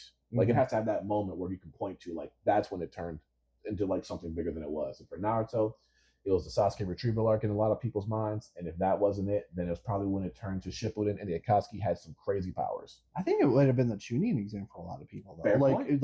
Like you said, the Gara Lee fight. Yeah, was kind of, which is fantastic, but it has to have that moment. I think Fairy Tail is just a flat good the whole way through. It never has a moment where it like really gets up there, but also doesn't really have a low valley. It's just kind of flat. Yeah, it's all right. I would say that like Full Metal does like it has some peaks, but Full Metal is pretty flat across. It's all just really, really good. Instead of like it does have a couple of those nooks of peak. That's fair. Fairy Tail is kind of the same, but it's just down here. Yeah. It's all just okay and good. Yeah. Whereas Full Metal is just always very like very it starts good. off. It's the most consistent. It starts off at like an 8 and then gets to a 9. Meanwhile, Fairy Tail is like a 6.5 and just kind of just stays there. Right. Don't get me wrong. There are some parts of Naruto that drag, but like the Naruto Sasuke fight the first time in the valley. And that was the one time anything beat One Piece for volume sales. Like you understand how insane that is. Yeah. Well, there's all these like pockets of like really really good moments too, like the Shikamaru dealing with what happens and then sitting and playing shogi. Like I don't want to spoil that because that is tough, right? And that honestly, like Shikamaru stole the show for me a lot at times because he's like always 100 moves ahead.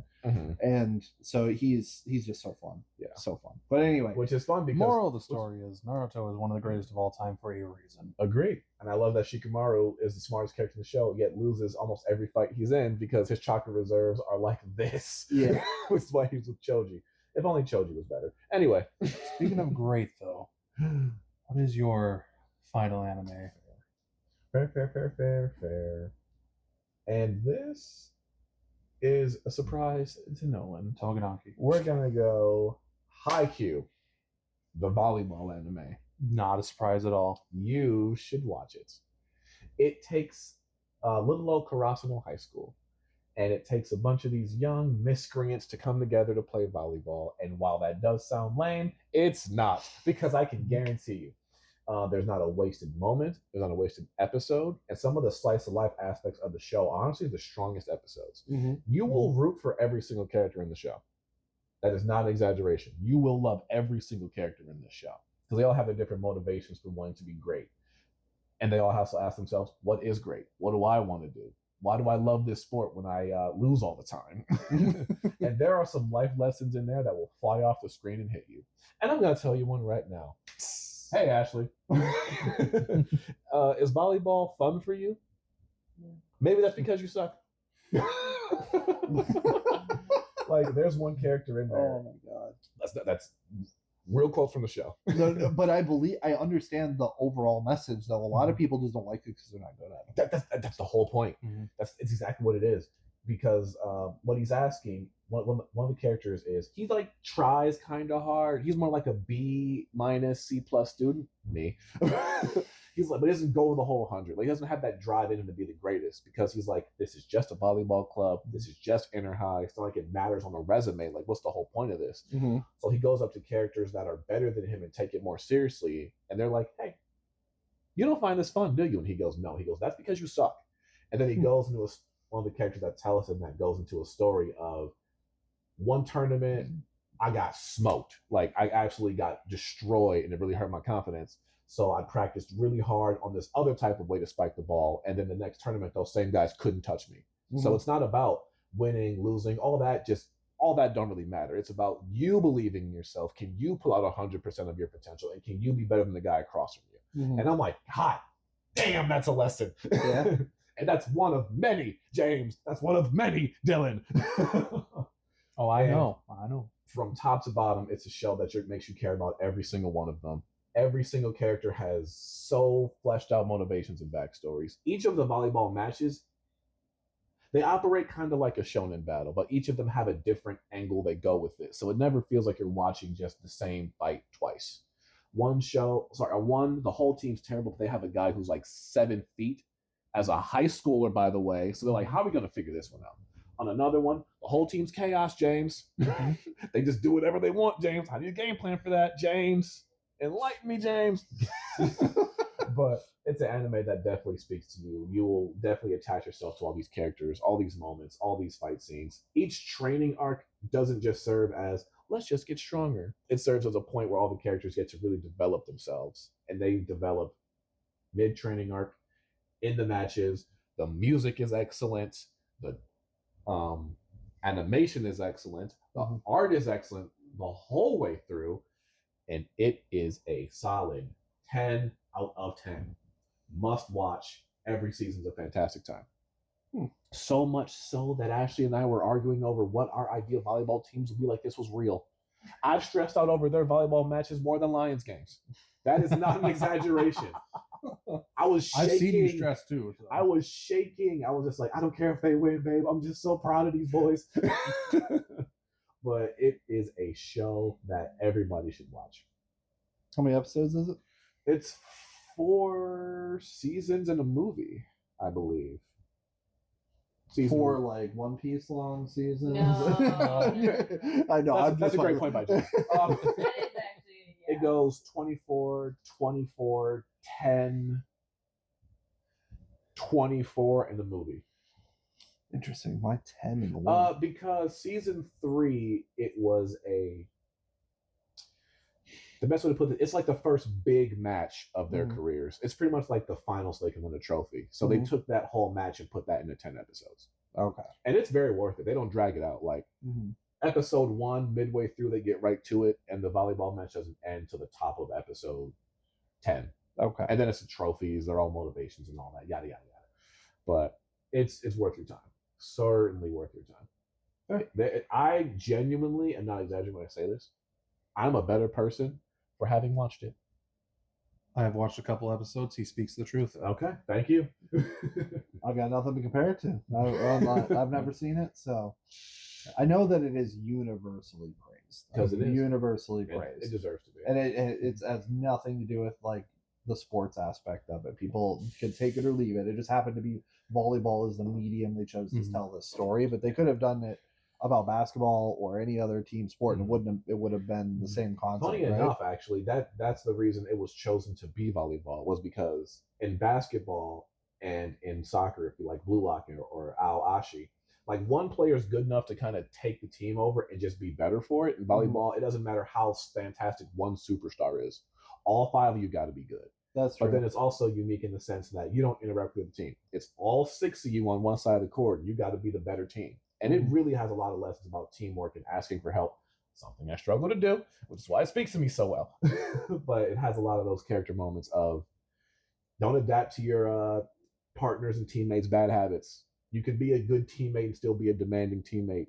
You can still be a loser and still win a fucking game, Dillon! It's so good. Anything else, Ashley? Oh, fantastic. 86 episodes and a movie. 86 episodes. And that movie is so worth your time. We saw it in theaters. Oh, the sound was great. Anyway. See, I would ask Ashley what her top 5 are, but he already answered it. It's Haikyuu. Haikyuu. What's your favorite character in Haikyuu? What's your favorite moment in Haikyuu? Okay, thank you. Who's your favorite team? Oh, thank you. I could not choose any of those. That's all you need to hear. Check out Haikyuu. Cool.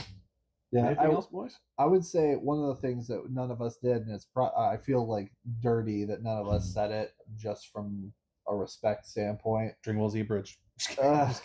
Genuinely, Dragon Ball Z Bridge could be its own thing. It could be, but I was going to actually say Dragon Ball Z, like as an honorable mention. Like I know that it is not the OG. one of the best. But it paves the path. Yes, it sure did. It sure did. Like it paved the way for anime in the United States for sure. That and Sailor Moon. So, yeah. Like, and honestly, I'm surprised. As an honorable mention, none of us said Bleach. I haven't watched it, so I can't put it up there. But I know a lot of people regard it really high. I have not watched it. That's why I haven't seen anything. I've heard the villains like OST song though. That's a banger. Yeah. So that alone, like, if my trajectory of watching the show based on the music goes the same route that I did with Attack on Titan, Bleach is gonna be worth it. I heard it was every bit as good as Naruto and One Piece, which the big 3 going blow for blow in the 90s. But I think that's it. I think that is it. No love for Solo Leveling. No. Listen, I love Soul Level. So good it's not at my what top it is. 5 yet. It can is be just, higher. It is just aura farming and straight to combat. And Yeah, no, reading it has been better than watching it. It's genuinely a fun watch. It's a fun watch. Just like I think JJK is a fun watch. Agreed. But I don't know. Did you even finish season 3? I've only watched the episodes I watched with you. Yeah, that I literally have not touched it. I have no urge to even touch it. When you put it up to when you put it up next to the very shows it's going against, like Chainsaw Man, like not Demon Slayer, the other one. Like it was going blow for blow with My Hero for a while. They were really high up there in manga sales, but like it doesn't have JJK just doesn't have much to say. It's just there to be dark. There's not that much more. Hell, I'm picking Blue Lock over JJK. Yeah, I mean, Blue Lock is shout out to Blue Lock. And Blue Lock is outrageously edgy. Yeah, I fucks with it. I mean, season 2's animation was. Oh yeah, no. It was one guy making a show off PowerPoint. I know. Shout out to that one guy. You did the best you could. But no, reading it is fantastic. I don't know. Kaiju number 8. That was tough. That was a tough one to leave off the list. It's like right here. I haven't watched it. You'll enjoy it, actually. I've read the first 4 volumes. Yeah, James, you'll enjoy it. I love me some Kaiju number 8. But is it enough to crack top 5? I don't think it is.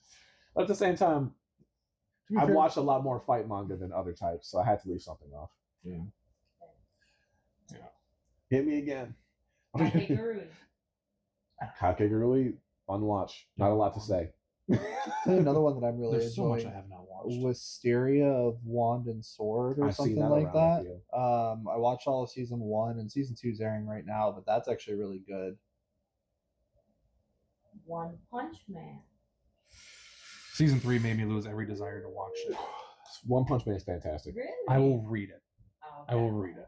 It's a good read. Yes. One fair. Punch Man. I've has some seen panels. breathtaking art. I have Oh seen my some God. panels. Holy shit, Yeah, I that mean, mangaka goes hard. Yeah, no, it is breathtaking in there. Yeah. You need to. And then everything I've heard about season 3, I'm like, yeah, I'm gonna read that one. That one goes into my manga list. And there might actually, now that Ashley was bringing up other anime, I think there was one more that I wanted to bring up but couldn't. Can't remember for the life of me what it was. Not important. All right, how do you guys usually sign these things off? Just a quick. I'd have made it to the end of the last episode, this one but I'm that gonna- was made in the factory to piss me off. Well, this one I'm gonna wrap it up with. Thank you, Evan. Thank you, Ashley, for once again joining us. We appreciate you two. You are the best. You are the goats. That's right, they're the goats. The goats. But thank you all for tuning in to our 20th episode. Congrats on We're on 20, 20. boys. Yeah, 20. Congrats on We'll 20. do the- You could have just clapped. Zoom in onto his face as we do that. Yeah, episode 20. That is crazy. Yes. And then you're gonna have stuff from us tomorrow. Yes, in when your this comes out. timeline. Live stream, 5 p.m. reacting to State of Play. Apparently something massive revealed by Sony. Yep. And then there'll be more content around Summer's Game Fest. We have a lot of gaming stuff coming. Yeah, So, we're busy this week. we did anime stuff this week because there'll be I'm a lot actually of part of a gaming live stuff. stream. A lot of gaming stuff Hey. to cover. Call your boys and ask when that Gears coming out. I need that Gears date. They You'll- reveal gameplay and information the 7th. I can't wait that long. Yeah, so a week from All Sunday. right, fine, we fine, can fine, send fine. Yeah, fine. yeah. So 9 days I'll from now. live. Yeah, I'll live with it. Okay. yeah. Because it's basically Sony's big State of Play, Games Fest, Xbox's like little direct thing. Yeah. Basically, E3's back, which we discussed in the previous Oh episode. yeah, you did. We do need an E3 back. Yeah. I'm tired of all these separate festivals. Man, do one big E3. Yes. Otherwise, no. Thanks for tuning in. I can't wait for this clickbait Thanks for title being of here. telling which anime is the best and it's better than everything else. Oh, I'm gonna make it something. Oh, no. Yeah, I can't Stupid. wait. Call it, since it'll go out in May, Anime. Annie May. I see what you two did. I see what you two We did. recorded an episode in May for anime. I see what you did. But thank you all for tuning in. What were you about to say? I was gonna say the title will be Makima is the best protagonist. I swear Alright. to God. Can you make him leave? Yeah, get out, get out. This is our apartment now. Dylan! I want James to leave. I don't have power over him like that, okay? That's a fair point. It is his apartment. But yeah, thank you all for tuning in episode 20. Catch you on the flip side. Have a good time. I'm James. That's Evan. That's Dylan. I forgot our names.